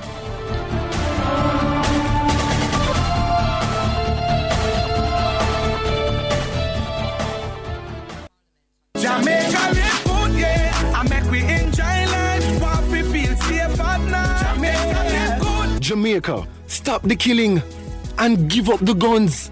Just live good now. The time brought to you by the Ministry of National Security and Peace is 7:31. Upgrade your home or business with Cameron Industries and Joinery Limited. Explore a range of termite-resistant plywood, quartz, solid surface, and granite. Experience timeless elegance with our cedar doors, crafted from premium cedar stock, kiln-dried for durability and beauty.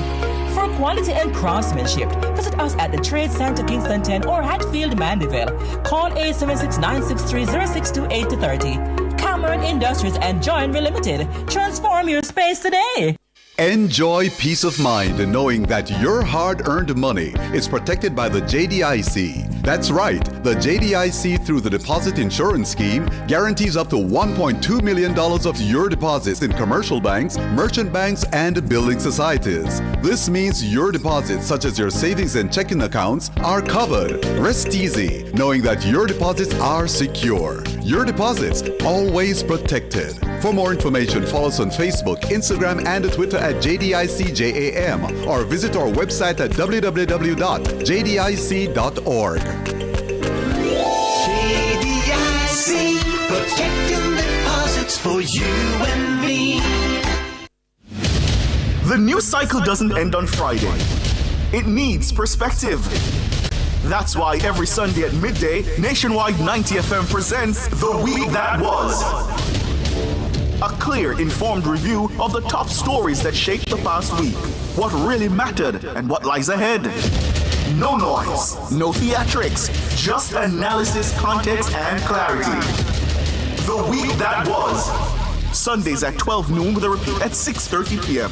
Understand the news before the week begins. Only on Nationwide 90 FM, a new revolution in media.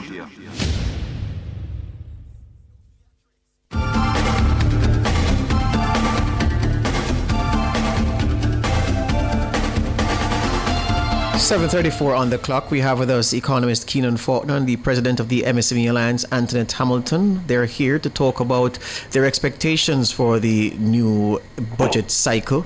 The estimates of expenditure set to be tabled on Thursday. And so they're speaking from an industry perspective. What are the things that they think are priorities at this time and ought to be treated as such by the administration? Keenan, we carried the news item earlier where you were explaining why you think there will be no new taxes, or at least no need for them. And I just want you to give some fresh articulation to that for the benefit of my audience. Keenan? Okay. Keenan? Keenan? Yes. You heard me? Yes, can you hear me? Yeah, man, I hear you now. Yeah, go ahead, please. Right. So I essentially was saying that I would be very surprised if new taxes were to be imposed, because it's essentially counterintuitive to what should be done, which is to accelerate recovery in the shortest possible time. And new taxes or increasing existing taxes would basically serve to discourage economic activity when it needs to be supported in the best way possible. The other thing is that the suspension of the fiscal rules, it provides an escape for the government to spend as much as it needs to ensure that we re-attain pre-Melissa levels of growth. That doesn't mean that the government will borrow or spend without restraint. It's just that you will do it in such a way that by the time you get to Melissa, pre-Melissa levels of growth, then you will now resume the downward trajectory of debt to GDP. So even though on Thursday we will not really care about what revenue measures will be, because those will come at the end of the budget debate, as you know. But I don't think, or at least in my mind, I don't expect new taxes to be announced or any increase in existing taxes at this time. Yeah, and I can see how someone will say, all right, Keenan, so we don't expect on the consumer side for there to be any new impositions. But at the very, very top, the biggest businesses in the economy, could there be something there that would supplement what the government has to fund recovery and to, of course, fund its raft of election promises? Well, I don't think big businesses either might be in, a sort of better position than consumers. Persons might be looking at the situation and saying, yes, businesses, they probably can shoulder a greater tax burden at this point in time. But whether it is businesses or consumers, it will depress economic activity, because if you tax businesses, they will find some way of now passing it on to the consumers in any event. So I think on the whole, the discussion really should focus on how the government is now going to leverage the resources that it has available in terms of the financial package that it has received. And it's more important to consider how it will deploy those resources in the most efficient way, so that it ensures it gets the growth needed that will then increase tax revenues. And I think the Prime Minister had alluded to it as well, that borrowing is not the enemy. It's now what you do with those funds in such a way that you ensure in the long term you're able to not only repay what you have borrowed, but now the interest cost that will accumulate. Yeah. Antoinette, last year when we had this discussion, you focused heavily on what you call structural issues. You said you wanted a reduction in bureaucratic red tape. You said you wanted lower compliance costs, and you said you wanted improved procurement policies for small businesses. Looking ahead to this new budget, were any of those things addressed meaningfully in the previous one? I would say in terms of cost of financing, yes, the minister had committed to remove the upfront fees on the DBJ facility to roll it into the loan, and that was done. In terms of the compliance costs, I believe some effort was made there, because I would have seen where they would have been offering incentive or waiver of interest and penalties for persons who were able to clear their tax liability in a particular period of time. So I think that was a good step in that direction, and they still continue to offer waivers of interest and penalties. So I think in terms of that, in terms of the bureaucratic process, I believe a lot more work needs to be done there, especially as it relates to procurement and digitization of the government services. I believe in particular the Companies Office of Jamaica and other state agencies really need to step up where that is concerned. And in terms of procurement, that I think has been moving very slowly in terms of the set aside for MSMEs.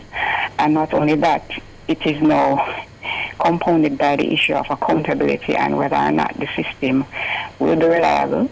Bear in mind that most MSMEs, they're not as technically savvy to go through an entire process of submitting a bid, and oftentimes they employ consultants to do these bids for them.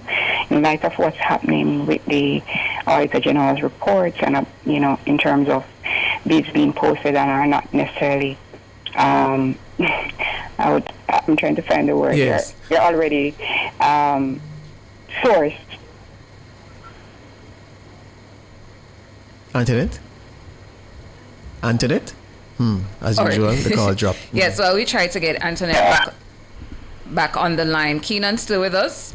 Mm-hmm, yeah. Right. So in relation now to some of those commitments that the Prime Minister committed to in the last budget cycle, for example, increasing the income tax threshold by another $1 million. There were commitments about the minimum wage as well. The long term is for it to go to $32,000. In this budget cycle, do you see where the government can still hold to those commitments? Income tax threshold, for example. Well, I think if the government plans to maintain some of these commitments, they may have to be scaled down a little bit or either delayed altogether. But as it was announced, I think it would be difficult to maintain that similar level of commitment because your fiscal space is essentially reduced. But it doesn't mean that you can't do anything. So, the minimum wage increase may have to be less, or the increase in the threshold or the reduction as it was in the taxable rate may either have to be less or it would have to be delayed for another 2 to 3 years before you could begin to implement it. Mm-hmm. And that might be the more feasible way to execute those kinds of policies at this time. Mm-hmm. And tapping into the psyche of Jamaicans, you yourself as a Jamaican, Keenan, how should Jamaicans be viewing this? Should it be that they understand where the government is coming from with so much on its plate, or do you see people more thinking, listen, I need more in my pockets too, I'm struggling? Well, the average Jamaican might be thinking, look, we were expecting it, but we also did not expect a hurricane. I think the Prime Minister had signaled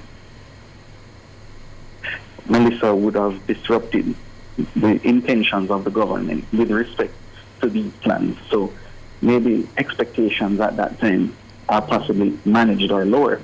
So persons are not thinking right away, it's such a big blow that I won't get what I was looking forward to. But, you can't expect the average Jamaican to be totally satisfied with hearing that explanation, despite the fact that it is the reality. So I think naturally you will still have those sentiments swirling around. Persons may be disappointed to hear it. Some persons may understand, but you won't get rid of that disappointment totally. Yeah. Mm-hmm. And of course, we're just speaking in what ifs because we don't know what the government is coming with. No. Antoinette, you back with us? Yes, I'm back. Yes.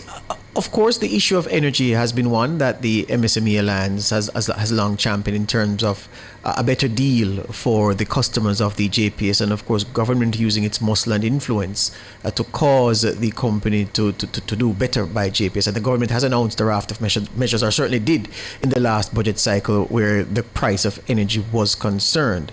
Consider that. But also tell me, what is that other thing in the context of where we are now, the recovery from the hurricane and the state of the economy now? What's that one big thing you think most of your members would say, boy, I get this budget cycle, I can't too complain about everything else? What's that one big thing? I believe the access to financing that has improved. I believe that persons are positioning themselves to access DBJ facility at 8% with no upfront fees for DBJ part of it. I think that was a big step, although there is an aspect of the program that still requires some attention, which is a Gemini grant that was designed to assist MSMEs, which is not as effective as we would have hoped. But I think that was a big move. The GCT was also, the increase in the GCT threshold was also welcomed. And the compliance, increasing compliance with TAJ in terms of allowing persons to just bring their books up to date or their compliance up to date and get the waivers. I think those were positives coming out of the last one. So we're looking to see the government build on that and, you know, just increase, as I was saying, the level of accountability and transparency around the procurement system. I think that has been a sore point for MSMEs, and I think that is an area that the government can focus on very deliberately this time around.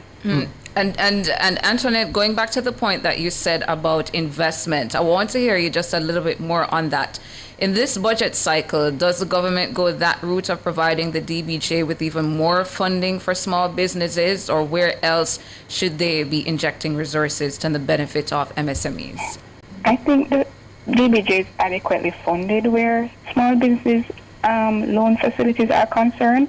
The question is, what's the take-up rate? I think that is the issue. I don't think the take-up rate is as high as we would have wanted, and that is where now the government will have to revisit which I believe the minister in the last parliament sitting had made commitment to revisit the Gemini program DBJ. So I think that is where some effort needs to be made now in terms of the grant support that will build the capacity of small businesses to be able to better access these facilities. So the facilities there, I don't think we need more fund than what is set aside. I believe that there just needs to be more take-up from MSMEs, and one of the reasons for not taking it up as much as we should is because of the capacity. So we need grant funding where capacity building is concerned. And when I mention capacity building, Tana, we are talking about, you know, support from JBDC through the grant program to help persons to get financial statements, to get their business formalized in terms of whether they need digitization to increase their sales, they need strategy, but most importantly, in terms of supporting access to finance, the financial statements, and that is very costly, which we would have always been saying. So that's the area that the support is required in right now, not an increase in the allocation, to be honest. Yeah. Well, thank you both this morning. We look and we wait. There'll be many cues to take from the estimates, the raw numbers, and of course, then we look forward to the debate to start for context to be given to the numbers and what, if any, revenue-raising adjustments will have to be employed by this administration. Thank you, Keenan. Thank you, Antoinette. Thank you, George. Thank you, Tana. Thank you.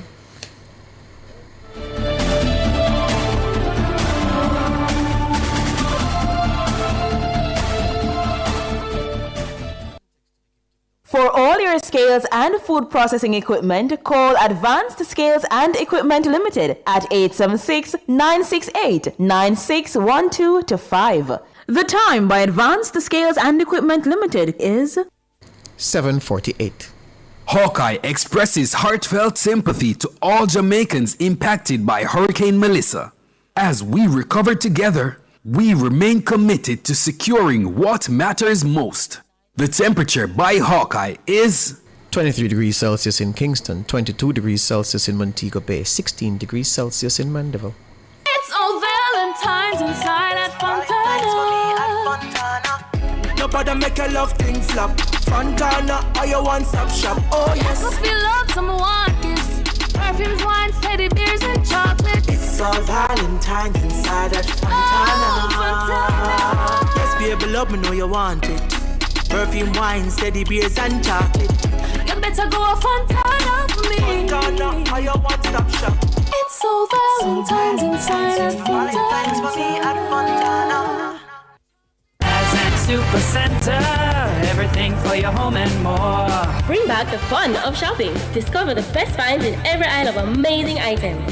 For your kitchen, your living room, your bedroom, or any room, Azan Super Center has that perfect touch to elevate your space to the next level. Our team is ready to help you find what you are looking for you or someone else. So stop by our Crossroads store today and rediscover the fun of shopping. Azan Super Center, it's a lifestyle. It's a lifestyle.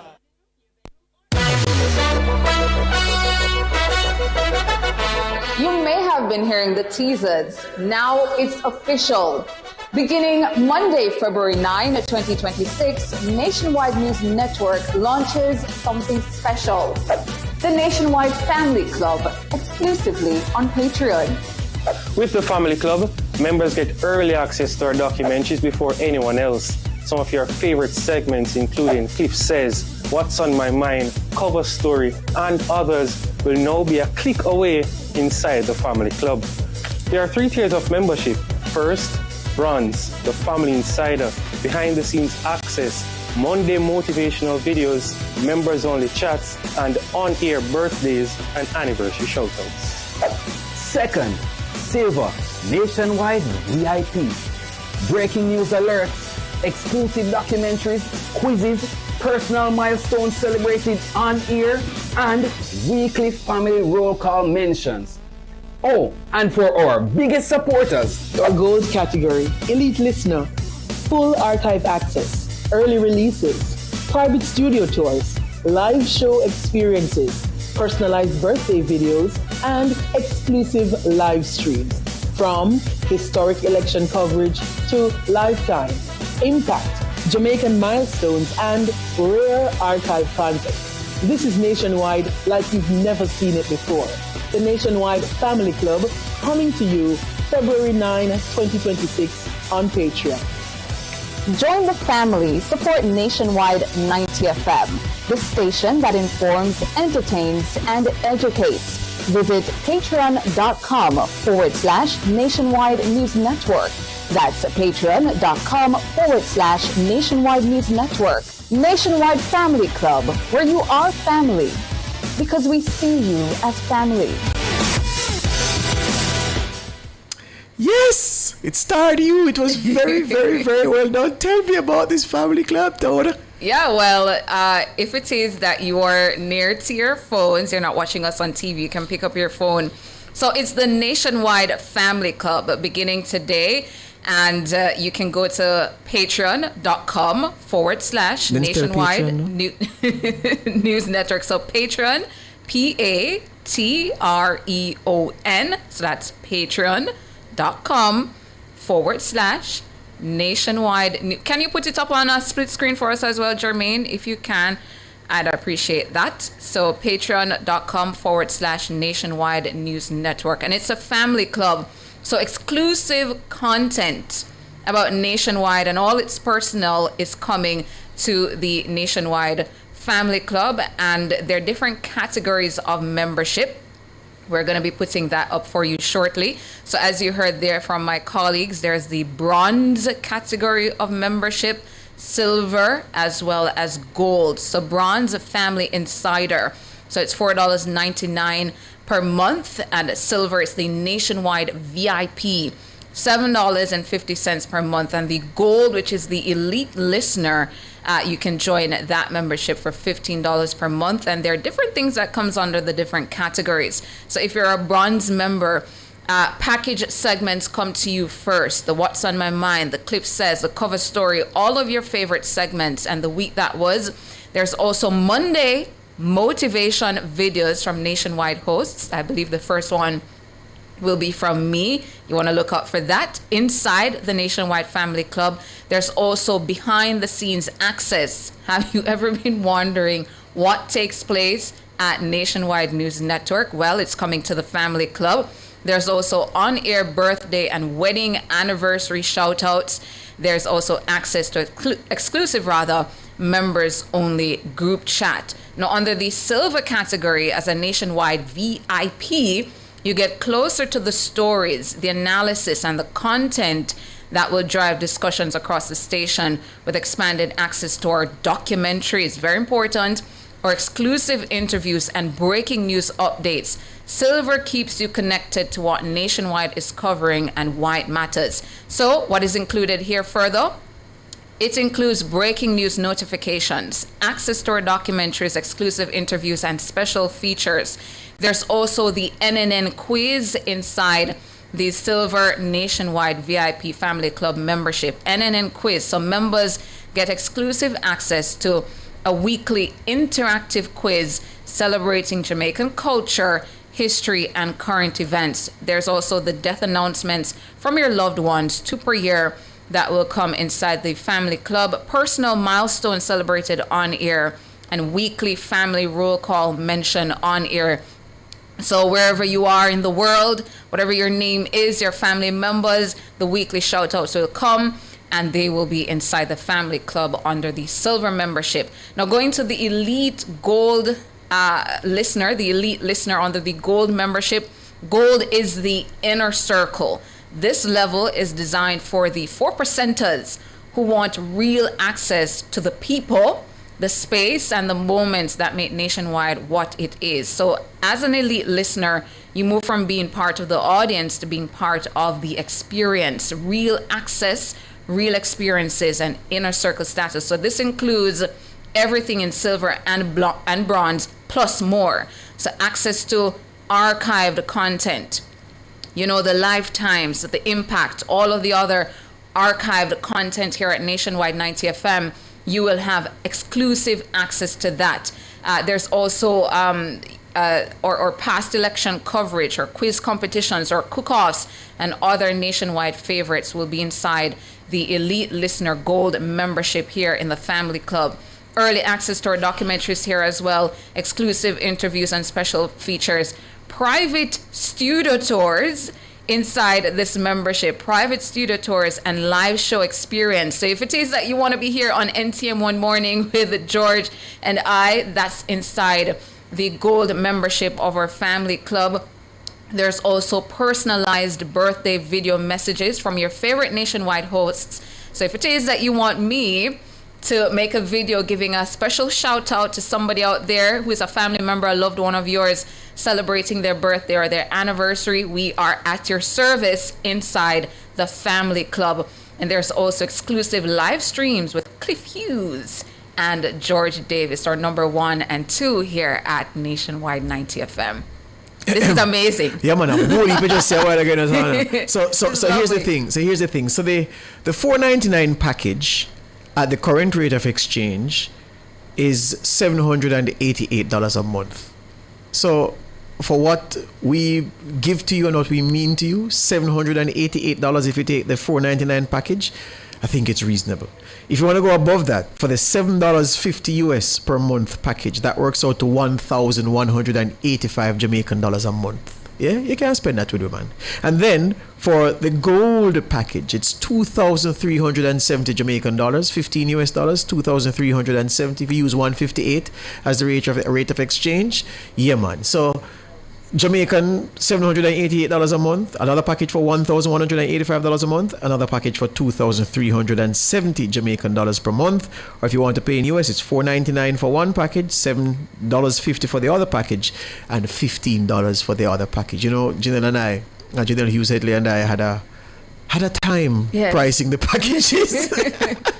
Trying to make it reasonable and make people feel as if they're paying for something worthwhile, because value has to be worked into the figure. That's how you price things. It's the psychology of pricing, which they teach at university. There is a method to it, and we applied various principles and came up with these prices. But there is a lot in here, Tana, a whole heap of something. Yeah. And we certainly hope that the Nationwide family support supports it, I know a lot of you subscribe to many things and you pay a monthly subscription. We're asking for that kind of support for the family club. One thing I like though, so Cliff shirt, then put Cliff in a red shirt, right? I was gonna say theme shirt bigger than mine, but then I'm fatter than me. I'm fat, so there you go. All right, I can. But my thing kind of fade. Me don't understand how my blue just them do me dirty in the Tana. Them a fight me. Them a give me a fight, Tana. King, are you do it? No, you do it, King. Okay. Yeah, but Tana, my shirt. Me don't understand how the shirt. Justice for George. Yeah. For Cliff's, if you want to rewatch Cliff's interview with Vybz Kartel from many years ago now. Yeah, many years ago now. Yeah, you can watch that on Patreon. You pay your subscription and you select your interview and watch. Cliff with an afro, back in the Perspective days. Cliff with big old afro. All of those things are there. So it takes you down memory lane, and of course it keeps you current and it gives you access to all of the talents you love. I saw Juliet Sanchez in the chat saying she'll pay if she gets 24-hour access to a certain gentleman. We all know who that gentleman is. Yes. Juliet, there you go. Juliet, me not call him name because I don't want, or him life stay, I don't want Juliet mash up him life. But right. Juliet, he hears you, and yeah, all right. Yeah. That's but it. But let's say as well, a particular morning, one of your YouTubers or listeners out there want to come on and co-host a segment with us after 8, for example. That can be arranged as well inside the family club. Yeah, and for those talking about IPO and selling shares, this is a part of the building towards that. We're going towards that with a concerted effort. Yeah, so we see where you're going and we're walking there. All right, thank you.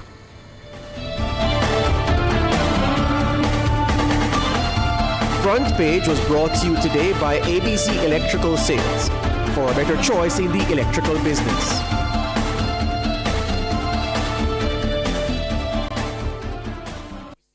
You're listening to Nationwide 90 FM. The time is 8:01.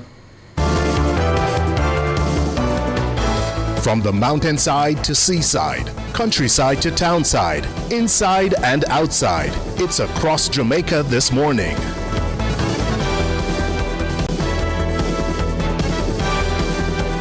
Taking you across Jamaica this Monday morning, February 9, 2026, I'm Tawna Thomas. In St. Mary, the JCF's Agricultural Protection Branch is cautioning beef lovers that contaminated cattle meat may be on the market. The APB says that several heads of cattle were stolen and illegally slaughtered in Rose End, St. Mary last Friday. Commanding officer of the branch is Senior Superintendent Oral Pasco. Some cattle were slaughtered, they were injected by a vet. I think two or three of the cows were impregnated, so the hormone level, so that meat would not be fit for human consumption. So we're warning persons in these affected areas, just put it as zone, send me the related areas to be mindful that there's a situation. I will try to protect the public's interest by when we get this information, these reports, we try to pass it on as a public advisory, as our responsibility as police officers, protecting the public's interests. SSB Pasco says the entire body of the cows would be affected. All of the cow would be contaminated. Any parts of the cow, the skin, the meat, anything at all, the treatment would be in the right throat. So whether it's cow skin, whether it's beef, whether it's tripe, whether it's cow head, all parts of the cow, all parts of the animal, the carcass would have been contaminated because those weren't fit for human consumption. Senior Superintendent Oral Pasco, commanding officer of the JCF's Agricultural Protection Branch. The APB says it's following strong leads in the investigation. In Manchester, a week after Manchester was rocked by 4 killings arising from 3 incidents, commanding officer for the policing division, Superintendent Kerry Duncan, says one of the suspects turned himself into the police. He is C.J. Wilson. The victims were Dijon Hamilton, Raheem Ward, otherwise called Richie Rich, Adrian Reed, and David Brown. They were shot dead in 3 incidents in Newhall, Old England, and Allen Street. Superintendent Duncan is appealing to the other suspect to follow suit. Well, we are reinforcing that we would like to speak to one Oreen Nelson. He is of a Mayday address, and we are encouraging to turn himself into us because certainly we have some questions that we want to ask him. We believe that these questions will advance our investigation. So I'm encouraging him, I'm imploring him to fight to make his way to the nearest police station in the company of his attorney or anybody of his choice. Superintendent Kerry Duncan, commanding officer from Manchester. Also in Manchester, 3 pedestrians have been killed over the last 4 days. In the most recent incident, a man was struck by a Subaru motorcar in or on the Old Greenvale Road early Sunday morning. He died at the scene. On Friday afternoon, a 14-year-old student of Mayday High School, Lakia Thompson, succumbed to injuries sustained from being hit by a Toyota Coaster bus. The bus had stopped to pick up students at the time of the incident. It had reportedly moved forward, then reversed, hitting Thompson, who was walking behind the bus. She died at Mandeville Regional Hospital while undergoing treatment. The 45-year-old bus driver has been warned for causing death by dangerous driving. On Thursday, about 11 p.m., an unidentified pedestrian was also struck in a hit-and-run on Spurtree Main Road. He succumbed to injuries at Mandeville Regional Hospital. And that's it for Across Jamaica.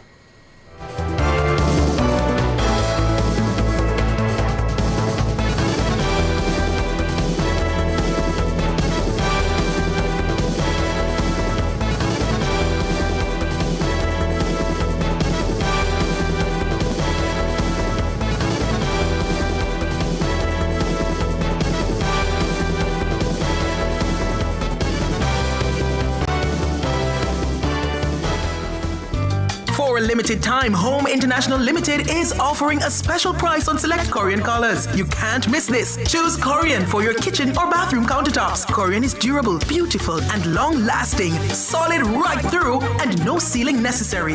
Visit us at 104 Constant Spring Road or telephone 876-755-1970 or 276-6448. Open Mondays to Fridays, 8:30 a.m. to 4:30 p.m. and Saturdays, 9 a.m. to 1 p.m. For all your electrical needs, visit ABC Electrical Sales. They stock a wide variety of electrical supplies including plugs, switches, panel boards and conduits, plus energy-saving fixtures. ABC Electrical Sales stocks brands like GE, Siemens, Philips, Cutler Hammer and Allen Bradley. They also offer free island-wide delivery just to suit your needs. Visit them at Shop 8, Hagley Park Plaza, Kingston 10 or call 876-754-3714-5 or 876-754-3825-8.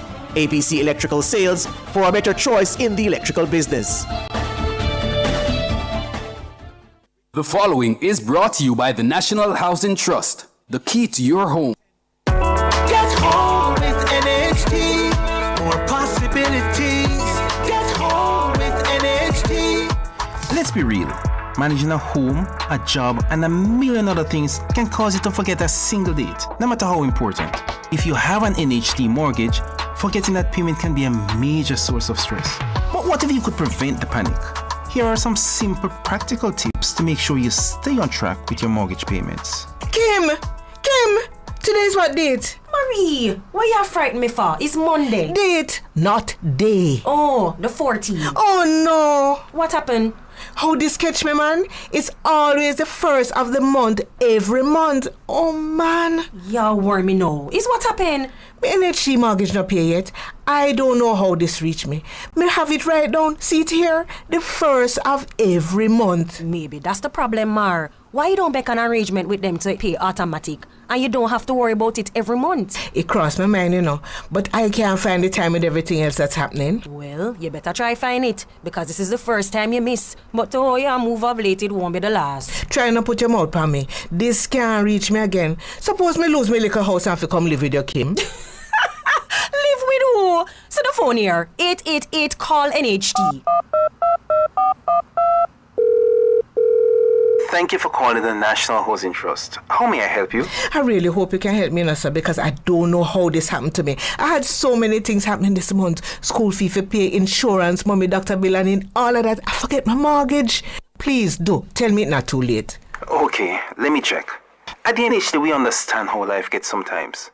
When was your last payment? Is your account up to date? Yes. If it's one thing about Marie Susanna Dalworth, me always pay my mortgage. Well, except for this month. That's great, Miss Dalworth. I see you have been making consistent payments. I don't want you to worry too much about this month, as your payment was due on the 1st of the month. But you have up until the 15th of the month to pay without incurring any penalties, like interest. That's good to hear. I have a little breathing room so I can make the payment today. Well, since I have you here, let me just tell you of the different ways in which you can pay your mortgage so you can stay on track with your payments. Okay. First is salary deduction. You can visit any of our offices, complete a form authorizing us to request the payment to be taken directly from your salary each month. It comes to us before you even see it, getting rid of the temptation to spend it. It's seamless, and you never have to remember a date. You know, I remember hearing about it during my loan interview, but I figured I could do it myself. I'm definitely considering this as an option right now. Perfect. You could also do a standing order at your bank. You could go to your bank or online banking platform and arrange for recurring payment to be made to your NHT mortgage account on your chosen date each month. You control the date and it runs automatically from your account. Thank you so much, sir. This is a real weight off of my shoulder. I'm going to come in and settle my current payment today and make a plan for those in the future. My house is the biggest investment I have, so I have to do everything I can to keep my keys. Okay, that sounds good.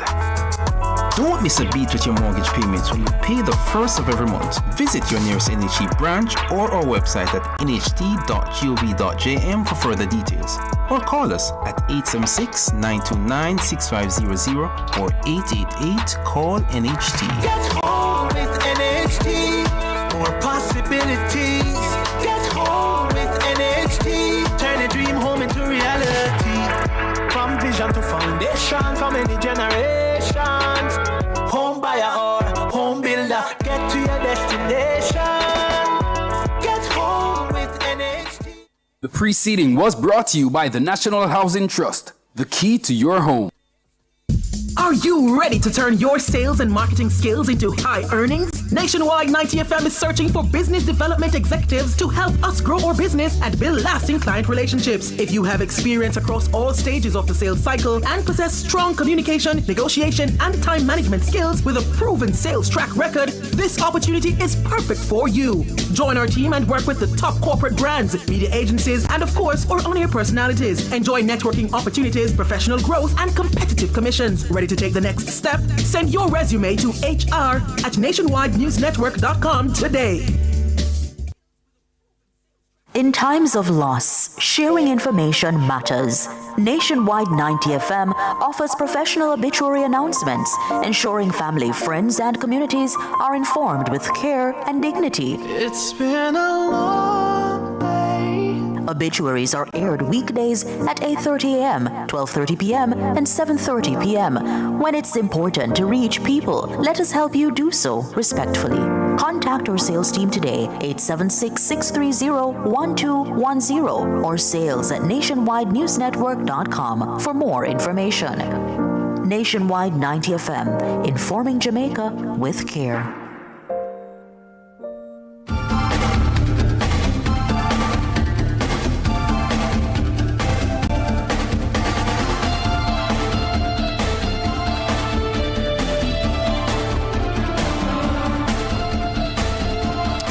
Minutes past 8 on this Monday morning, Monday, February 9, 2026.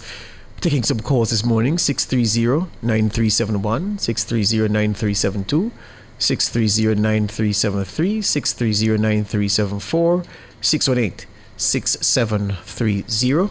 The numbers to call.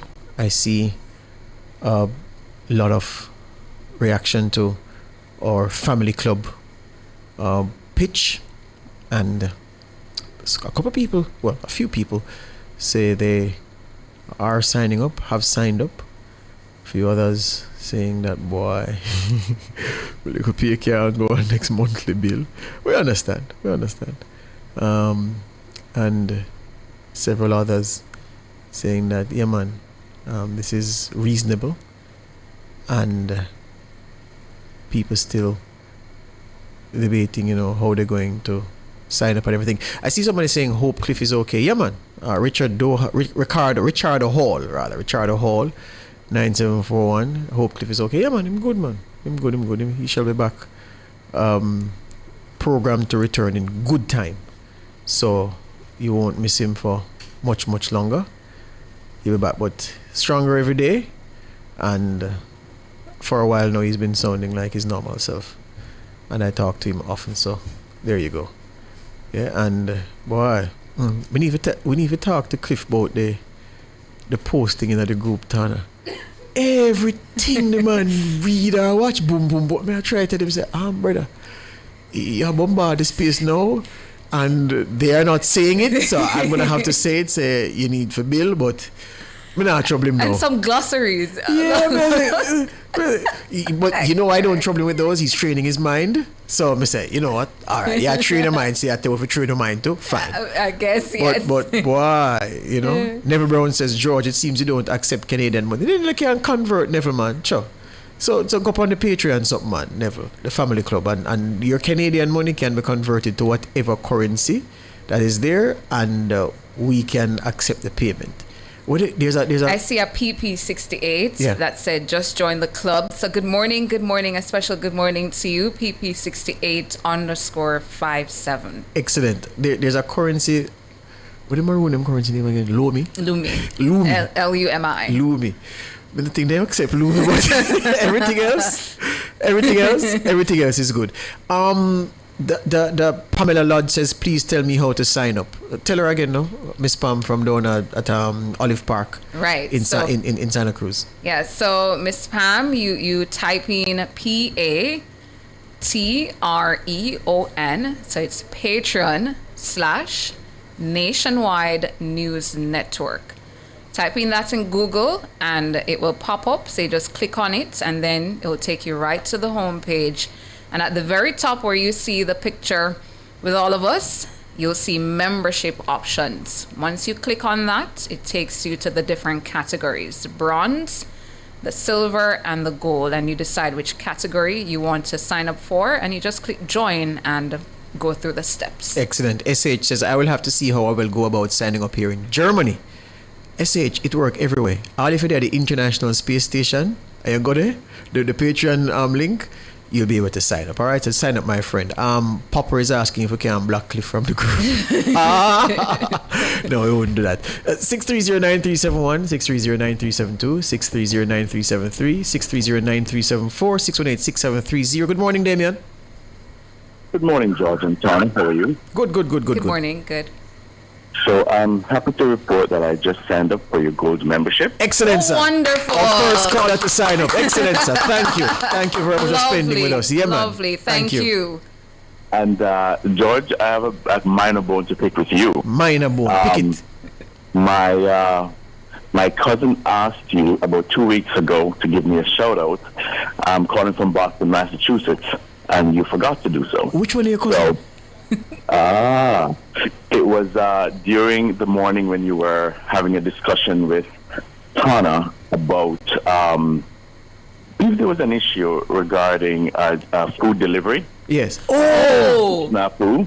Yeah. And I gather she reached out to you, and I was able to decipher that it was her.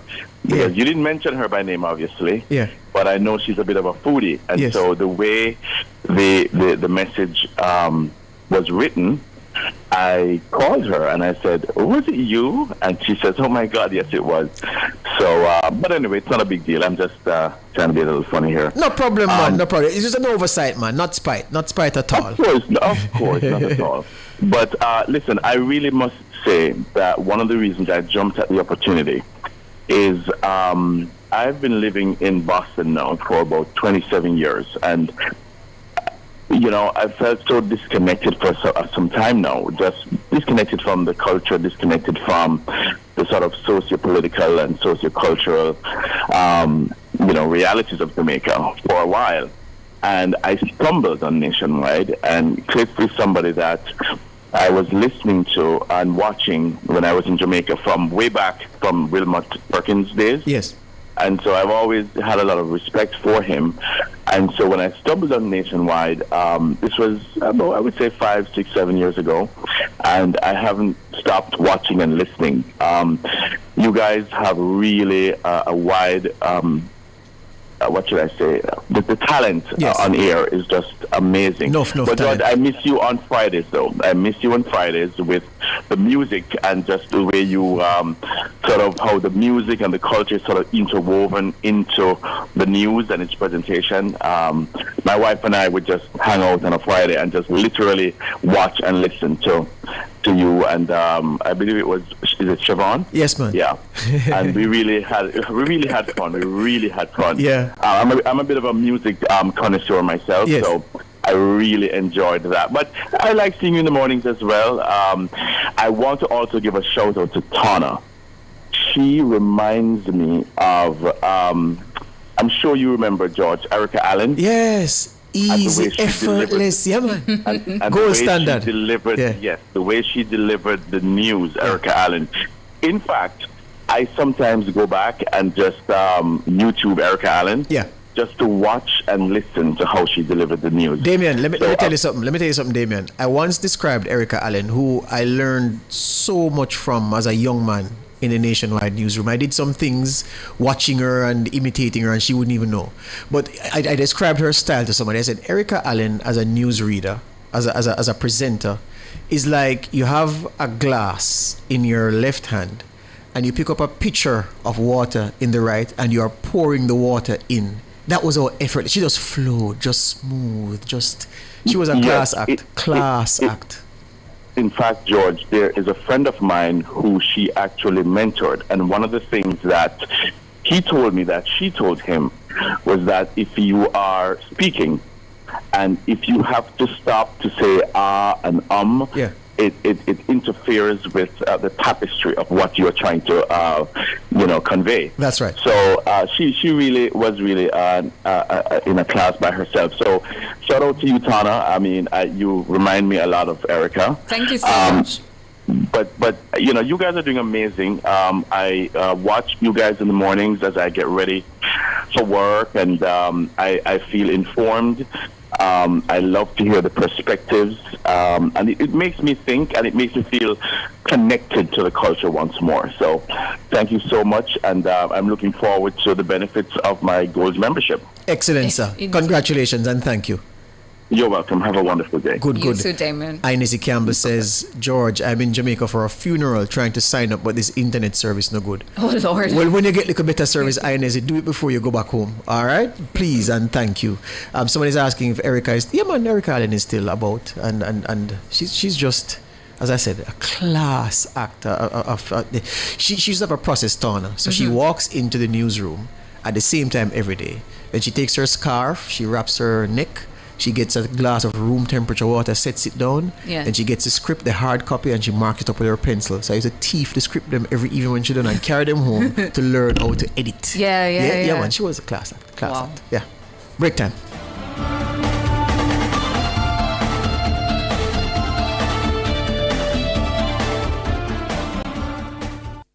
You're listening to Nationwide 90 FM. The time is 8:22.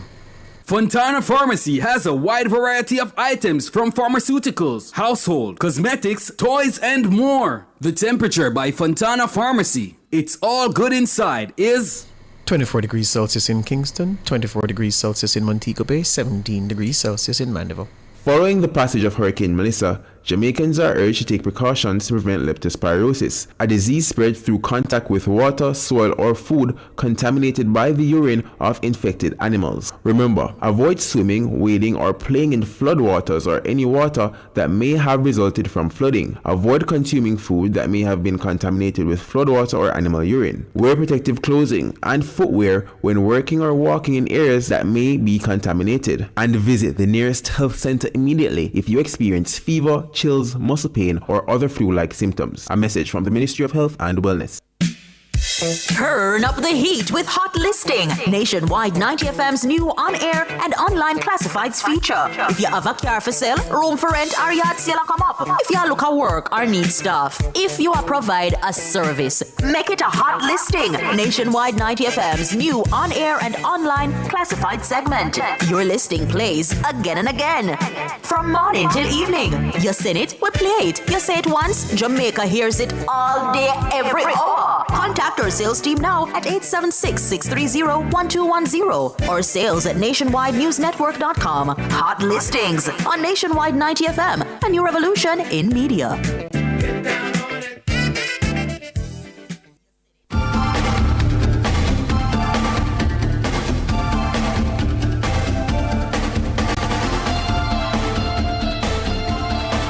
A lady saw Jermaine King in the video, and boy, Annie Smith, I can't even read that because Mrs. King listens to this program, you know, and yes, so where's up on the line? Rock? Good morning, Rock. How are you doing, Rock? Good morning. Good morning, Rock. Mr. George. Morning, sir. Anna. Good morning. Very first time calling, sir. Excellent, sir. Welcome. Anna. Welcome. Yes. St. Elizabeth, man. Big up yourself, Mr. Anna. Ah, lovely. Where in Saints are you from? There's a little place called Burn 7 at St. Elizabeth. Oh, I know that place very well. Between Lacovia and Mountainside. Welcome. Yeah, but thank you very much. But the reason for me calling this morning, you know, lately in the news, we've heard about poor customer service. And I must tell you, last week, Friday, I experienced one of the best customer services ever from Jamaica. And it gives me such joy just to call to big up that person. Go ahead. It's a lady, her name is Miss Mackenzie from the Montego Bay Geoland office. So I promised that I was going to call her very, very first time. So big up yourself, Miss Mackenzie from the Geoland office in Montego Bay. A special good morning to Miss Mackenzie. Impeccable. Ah, lovely. I'm glad you had a good experience with Miss Mackenzie at that office, because oftentimes when persons call Nationwide, whether it be NTM or the consumer or it's to complain about a really, really poor customer service. So we do welcome callers who have had good customer service out there. Right. But before I go, I have another question for you, Mr. George, and hopefully this is something that, and I know a lot of people are experiencing this as well. I want to find out the difference between Geoland and the National Land Agency, because I know I've been listening to the Prime Minister a lot, and he's talking about bureaucracy. Yeah. And I know an overwhelming majority of Jamaicans, they have the similar issues and experience poor services and just the complication of getting our land titles in Jamaica. Yeah. It is a very complicated and complex process. Yeah.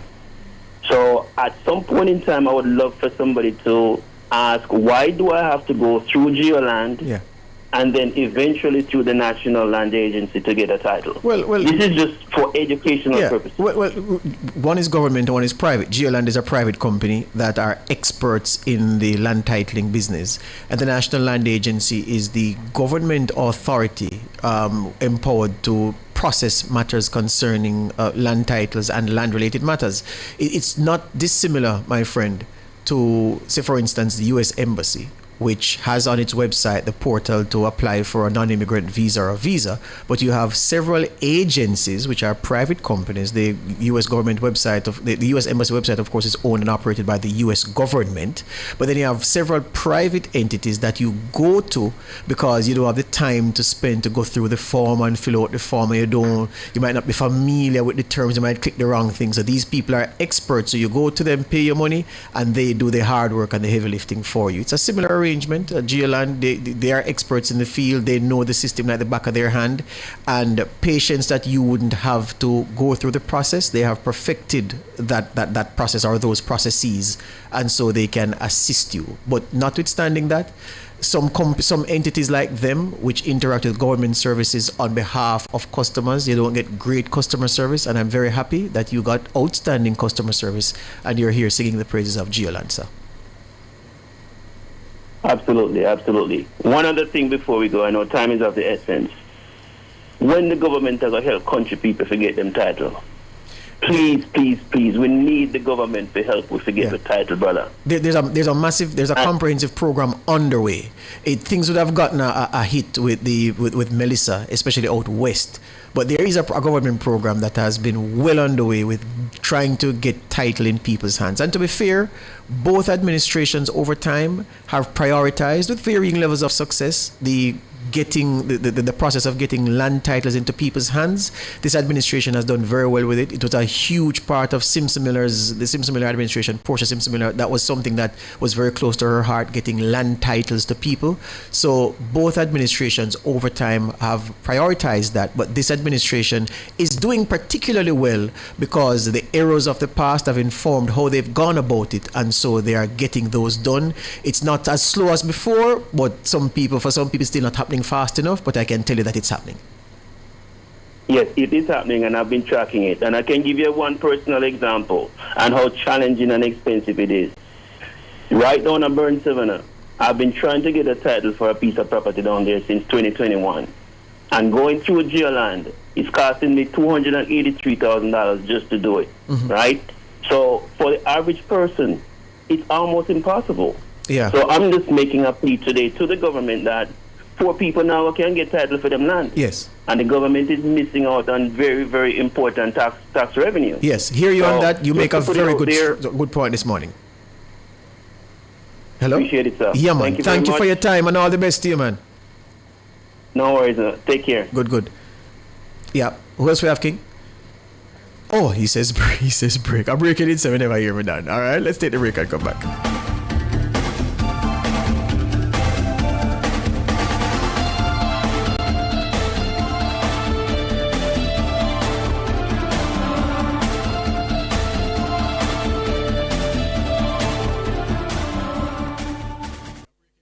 You're listening to Nationwide 90 FM. The time is 8:30. Every great project starts at Creative Building Finishes, Jamaica's only choice for the best tiles, best bathrooms, and best kitchens. Whether you're designing, building, renovating, or selecting materials for your next project, we offer exceptional quality, standout designs, and expert guidance you can trust. Visit our showroom in Kingston or Traxall, or explore full range online at www.creativebuildingfinishes.com. Creative Building Finishes, your beautiful finish begins here. Informative, educational, insightful. Let's talk justice. Tackling topics like constitutional rights and reform, domestic violence, and rights issues that affect you. Let's talk justice every Monday from 1 to 2 p.m. on Nationwide 90 FM. Call in, share your thoughts, be empowered, know your rights, and let's talk justice, ensuring access to justice for all, courtesy of Jamaicans for Justice. Attention all data protection enthusiasts. Tune in to Nationwide 90 FM every Tuesday at 8:20 a.m. and Thursday at 8:25 a.m. for a new program, Data Protection Matters. Starting June 4, 2024, join us as we delve into crucial topics that will keep you informed and compliant. Data Protection Matters is hosted by Chuck Cameron, founder of Design Privacy, your trusted partner in data protection. Don't miss out. That's every Tuesday morning at 8:20 and every Thursday at 8:25 a.m. Stay protected, stay informed with Nationwide 90 FM and Design Privacy.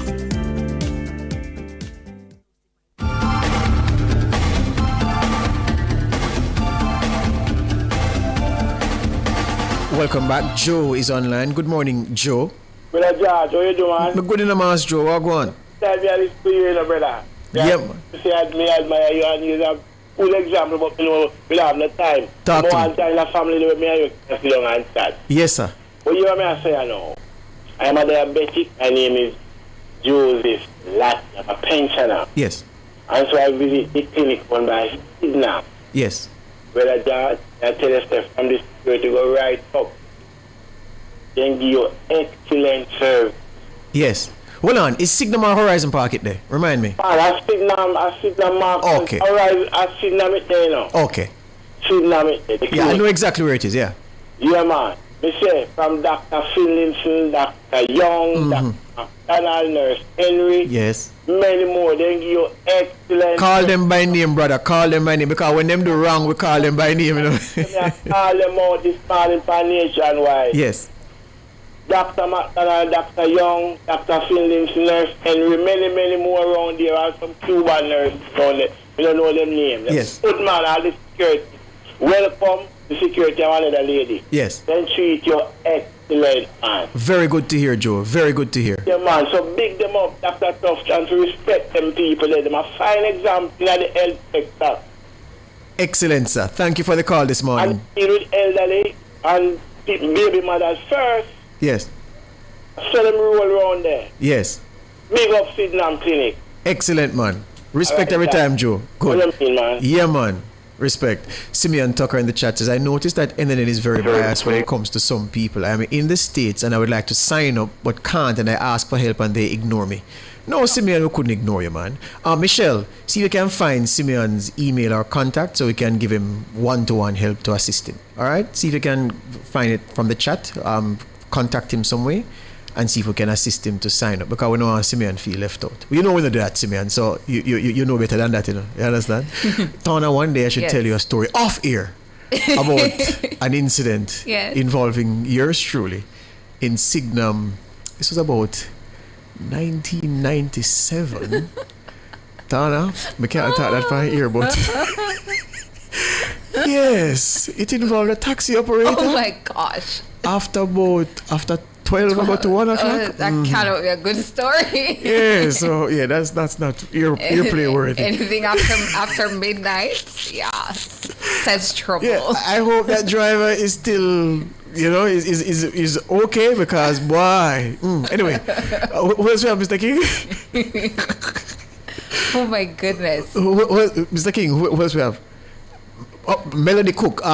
Michelle, Melody Cook says she too is trying to sign up, but she's having trouble. Tony, can you just go again with the protocols for signing up, please? So, listen again, Patreon, folks. Yes. This is how you join the family club. Listen again. Go again, Tona. Right. So, Patreon, patreon.com// Nationwide News Network. So you type in that in Google. Nationwide will pop up. You click on it and it will take you to our Patreon homepage. You'll see us easily. Nationwide News Network, and a lovely picture of all of us with Cliff and George, Nationwide 90 FM Family Club. Join the 4%ers. That is what you're supposed to be seeing. At the top there, that very top, just below Join the 4%ers, you'll see membership options. Click on that. When you click on membership options, it will take you to the 3 categories of membership. There's bronze, that's the Family Insider; silver, that's Nationwide VIP; and gold, the elite listener. Under each, you'll see join in bold. Once you click on that, whichever category that you want to join in, you can continue using your email address. So you'll click continue with Google. You sign into your email address if your email is not open, and you just go through the steps of joining. You pay, and bam, you're inside the family club. Excellent. You know what we're gonna do? I'm gonna ask our excellent or producer extraordinaire, or I almost said Grammy, or Emmy award-winning producer Sonia Stewart. She'll have a busy work schedule this week, so I may have to ask somebody else, but I want us to record an explainer video, a tutorial. Yes, a tutorial. Yeah, so somebody will be doing it and we'll be rolling it so that people can see. Because a lot of you are saying that you want to get it done, but you're having some trouble. Blessed Marcia Favor, I see you. I'm going to ask Janelle, Blessed Marcia Favor, if she has your email and if she can assist you, because you need some help as well. We've posted the link in the chat, in the YouTube chat. And for those of you who are not on YouTube, and if those of you who are not on YouTube who are saying if you can come with cash, we'll facilitate all of that as well. We just want you to be a member of the club, and we know some of you don't want to pay online, and some of you want to come with the cash, so we'll facilitate you. All right? Yes. So look out for the tutorial video for those of you having a bit of a challenge signing up. That will come step by step, showing you how to sign up for the family club. Excellent.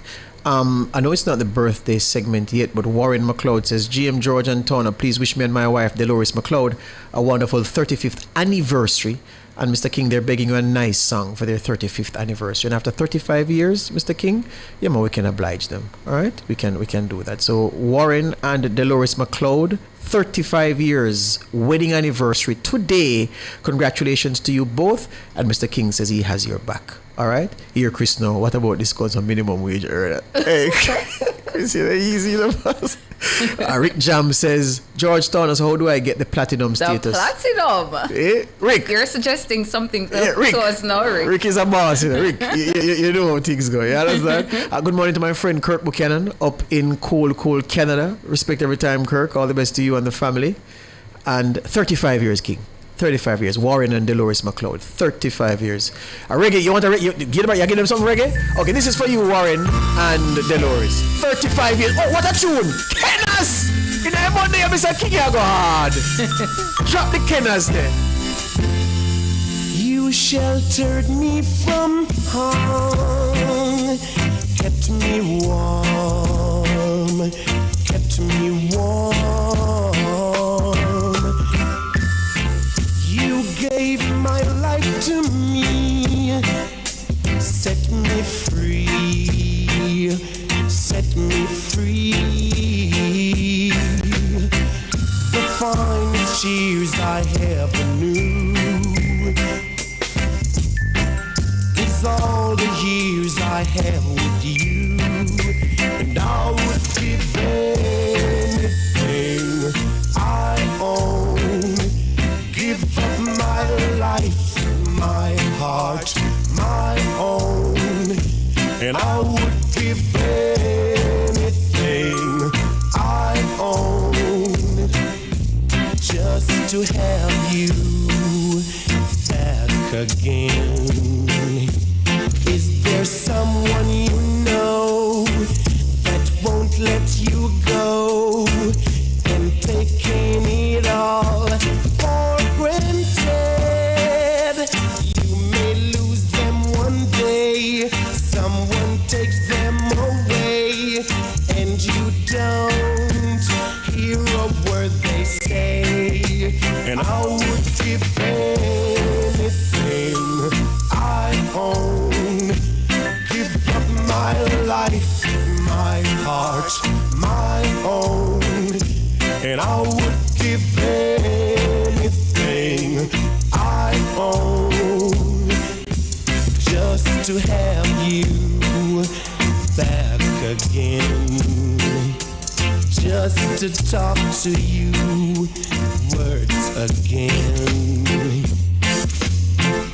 All right, so Dolores and Warren McLeod, 35 years of wedding, we always say wedding bliss, 35 years of hard work to stay in the marriage, and it's still going strong, so congratulations to you both. Ken Booth's, I feel bad saying Ken Booth's cover of Bread's song from 1972. Ken Booth owned the song. King, hold on, let me just say this quickly. I've always thought that people who wear like white gentlemen, you know, gentlemen is either brown or black. Yes. I may have a little dark blue, you know? So I always thought that people who wore white gentleman shoes really are off. Until I saw Ken Booth in a pair of white gentleman. Hit. Ken Booth's house is in it's not Surbiton, oh my God, Sandhurst area. You can't miss it, as I've told you already. Blue and white and doves and nice incense. I was a come from over there. Ken love incense. And anyway, the man, so I saw him in a blue waistcoat, white shirt, white pants. Well, the man didn't wear pants, the man wear trousers, white trousers, and a pair of white boot to the mouth painted. Oh, I know those. And the wickedest pair of white shoes we ever seen in life. So Ken Booth, big up yourself, sir. Anyway, you're there. And I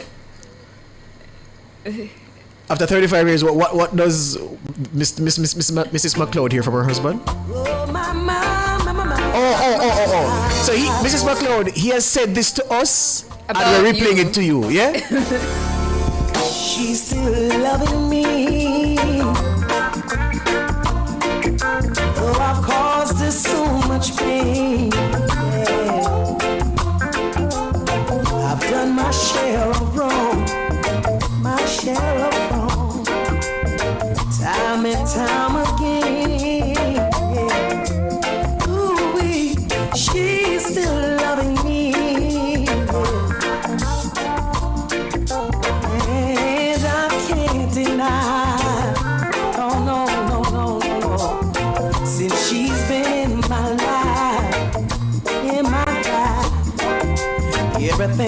I'm going fine, and I'm proudly to the world, yeah. She's mine, one and only. And I ain't going nowhere. I ain't gonna leave my lady. Oh no, no, she's mine, one and only. And I ain't going nowhere. I ain't gonna leave my lady. 'Cause she's truly mine, and most of what she does makes me feel so good inside. Tell the Lord inside, and I said, oh, she's the right one for me. He made no mistake, and I say this with no apology. Grams, won't you sing about your lady? She's still loving me, yeah. Through all the trials, yeah. Oh, what a night, what a night, what a night. Oh gosh, what a night. I feel good when you're wrapped up in my arms, dancing to a reggae song. Feel good, feel good.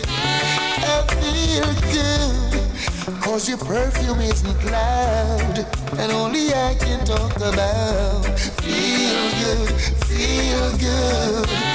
You feel like velvet rubbing over my skin, and when your hair dances under my chin, I wish we were alone, baby, just the two of us. Yes, every move you make gives me a rush. Whoa, oh. Wine some more, show me that love unconditionally. Make believe we're alone, just you and me. Take the problems, leave them behind. Don't let it show. Go, baby, go, baby, go, baby, go, baby, go. I feel good when you're wrapped up in my arms, dancing to a reggae song.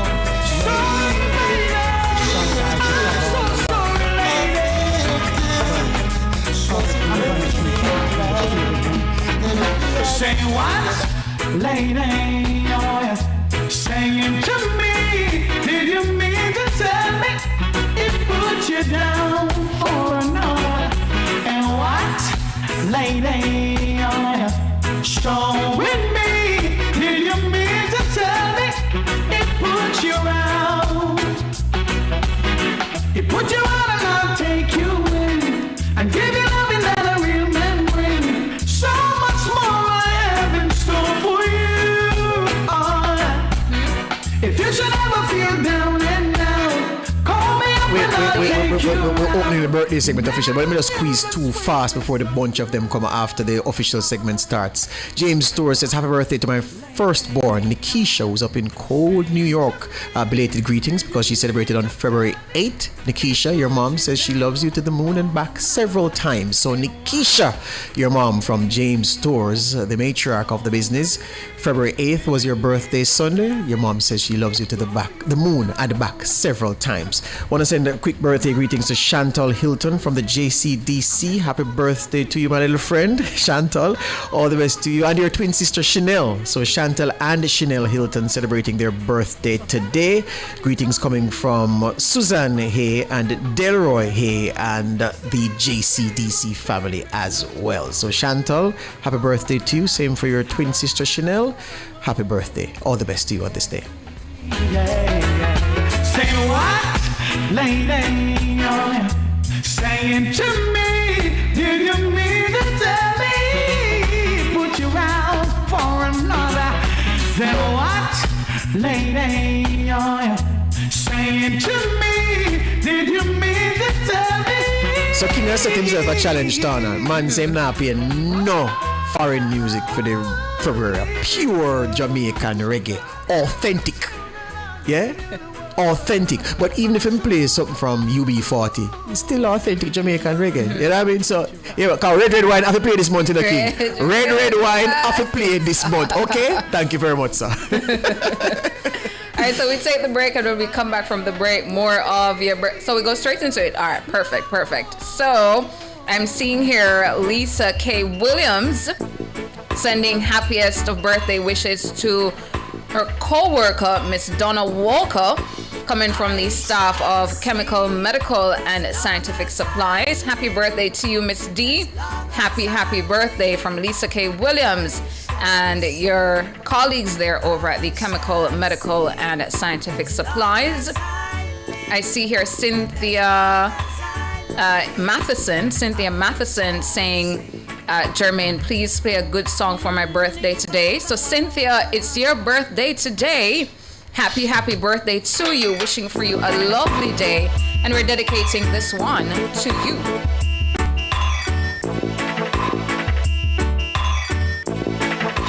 I shall sing as long as I live, and as long as I live, I shall sing, and I shall sing as long as I live, and as long as I live, I shall sing. Even though I'm old, but I'm young, a little weak, but I know I am strong, old enough to know what's right, young enough to dance all night, too weak to hold it back, strong enough to give your heart attack. The situation sweet my soul, as long as I live, I shall sing, as long as I live, and as long as I live, I shall sing, and I shall sing. Some more birthdays here. I see this one. It says, happy birthday to Simone Wedderburn Reed, coming from Wayne Castle. So happy birthday to you, Simone, from Wayne Castle. Wishing for you a good one. Kenyatta Montgomery sending happy belated birthday greetings. So belated happy birthday greetings going out to Kenyatta's daughter, Shade. Celebrated her birthday yesterday, February 8th. So belated happy birthday to you, Shade. Hope you had a good one. The greetings coming from your dad, Kenyatta Montgomery, here in the YouTube chat. David Freitas sending happy birthday greetings to his daughter, Davina, who celebrated her 19th birthday yesterday. So belated birthday greetings to you, Davina, from your dad, David Freitas, who is saying, hope you live to see many more wonderful years to come. Dad loves you. So belated happy birthday to you. Star Girl sending happy birthday to cousin Prenton there in Black River. And Star Girl says, on reaching the milestone of 60. Happy birthday to you, Prenton, 60 years old today. God bless you, coming from your cousin. This says Kyle, your cousin Kyle from Sharon and the wider UK family. I see Warren Graham sending belated happy birthday greetings as well to daughter Rosia Graham. Her birthday was yesterday. So belated happy birthday greetings to you, Rosia Graham. Wishing for you, or hoping you had a happy one, and many more to come from your dad, Warren Graham, here in the chat. Mick Hewell says happy birthday to Stuart Young. So Stuart Young, happy birthday to you, coming from Mick Hewell. All the best. Is there a Marcia Griffith song that isn't nice? Right? Everyone of them nice. Somebody tell me a Marcia Griffith song with a nice. Yeah. Right. Anil Clark sending happy birthday greetings to Daniel Clark, coming from mom and dad, your sister and your brother, and your godmother, Miss Hutchinson. Happy birthday to you, Dan Dan. So that's Daniel Clark, aka Dan Dan, coming from your entire family. And Andrea Dunk sending birthday. Calling for Arlene Rowe. Yeah, for some people to be reinstated. Okay, I'm reviewing all of that, folks. I'm reviewing, but the thing is that the YouTube doesn't retain a blocked list like that, so it's hard. So I'm saying for people who know the people, just make them use a new email address and register and start fresh, okay? Lloyd Scott says, good morning, Tony and George. Please wish my friend over in Montego Bay at the NWC commercial office at Bevan Avenue. Wishing her all the best on this her special day, from Lloyd. I see what you did here, Lloyd. And I'll call her name. But you say your special friend, Mo Bay, NWC commercial office, office, Bevan Avenue office, wishing her all the best on this her special day from Lloyd. So Lloyd, we've delivered the message for you, okay? Happy birthday to that special lady coming from Lloyd over there at the Bevan Avenue NWC commercial office. Sharon Kane says belated happy birthday greetings to my niece Tessan over at GC Foster College. Tessan, GC Foster College, Auntie Sharon Kane sending belated birthday greetings to you. Sherman White says belated birthday greetings to my mom Dorothy, whose birthday was on Sunday. Coming from your daughter Dorothy, a birthday on Sunday. Your daughter Sherman White says happy birthday to you. And of course, Siobhan Campbell's mom, Dorrit Campbell, yes. Lady Dorrit Campbell, Minister Dorrit Campbell, very intelligent Dorrit Campbell, a life of the party Dorrit Campbell. Happy birthday to you, coming from your one son, your only begotten son, Siobhan Wayne Campbell. Him said it early and said, boy, we should remember his mom on this day, and we wouldn't have forgotten you. Dorrit Campbell, happy birthday to you, my friend. Happy birthday to you, Lady Campbell. Wishing for you a great day. Mikkel sending happy birthday to Stuart Young. Happy birthday to you, Stuart Young. Wishing for you a good one. And 876 Thelma sending anniversary greetings to her brother Warren McLeod and his wife. Coming from big sister Thelma and niece Gleneve and nephew Ranji. So again, the McLeods celebrating their anniversary today, and their relatives hopping into the chat to also send anniversary greetings. So happy anniversary to them. Belated birthday greetings from Cheryl Wallace to her nephew Neymar Wallace of the Holland School. So Neymar Wallace at Holland School, your Auntie Cheryl, sending belated birthday greetings to you. Sandra says happy belated 89th birthday to my mom. So Sandra's mom, 89th birthday, very recently, and she's sending those greetings this morning. Ken Youth Mullings says belated happy birthday greetings to Miss P. White from Kieran Curran in Westmoreland. So Miss P. White from Kieran Curran in Westmoreland, Ken Youth Mullings sending belated happy birthday greetings to you. Diana says belated happy birthday wishes to Ramona Walker, who celebrated her birthday on Sunday, coming from Diana and the crew. Diana and the crew sending belated birthday wishes to Ramona Walker, who celebrated her big day on Sunday. And yeah. Manchester United win Sunday, they run sim. So I see you for morning, I never get the chance to say it. Tana side win too, so she's happy. What a game between Man City and Liverpool, man. Oh boy, it was a good one. But the Gunners look like them onto something, but when they win it, I congratulate them, and I congratulate them before, because they are specialists in bottling it. Yes. Over on Facebook, happy birthday greetings going out to Wayne Booth, Samantha Campbell. Big up yourself, Wayne Booth, on your special day. Happy birthday to you. Wishing for you a good one. Happy birthday greetings also going out to Ron King, Kamisha, Nicole Aiden, is this Rishi Bro, Renee Bennett, Laverne Benbow, and Tari Gabby. Happy birthday to all of you over on Facebook. And this one says belated birthday greetings for Dainty James at the Jamaica Social Investment Fund, JSIF.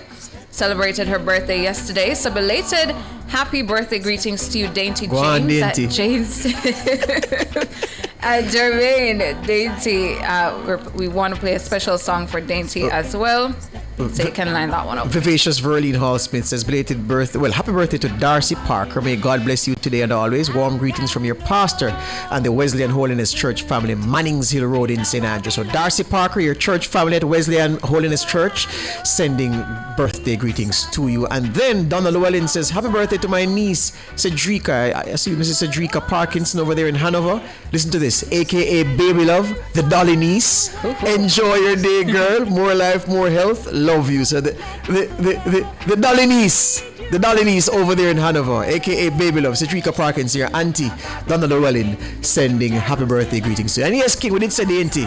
Yeah, man, we did say the auntie, man. Yeah, the auntie. Big up the auntie. Big up the auntie every One time. Dainty on the app.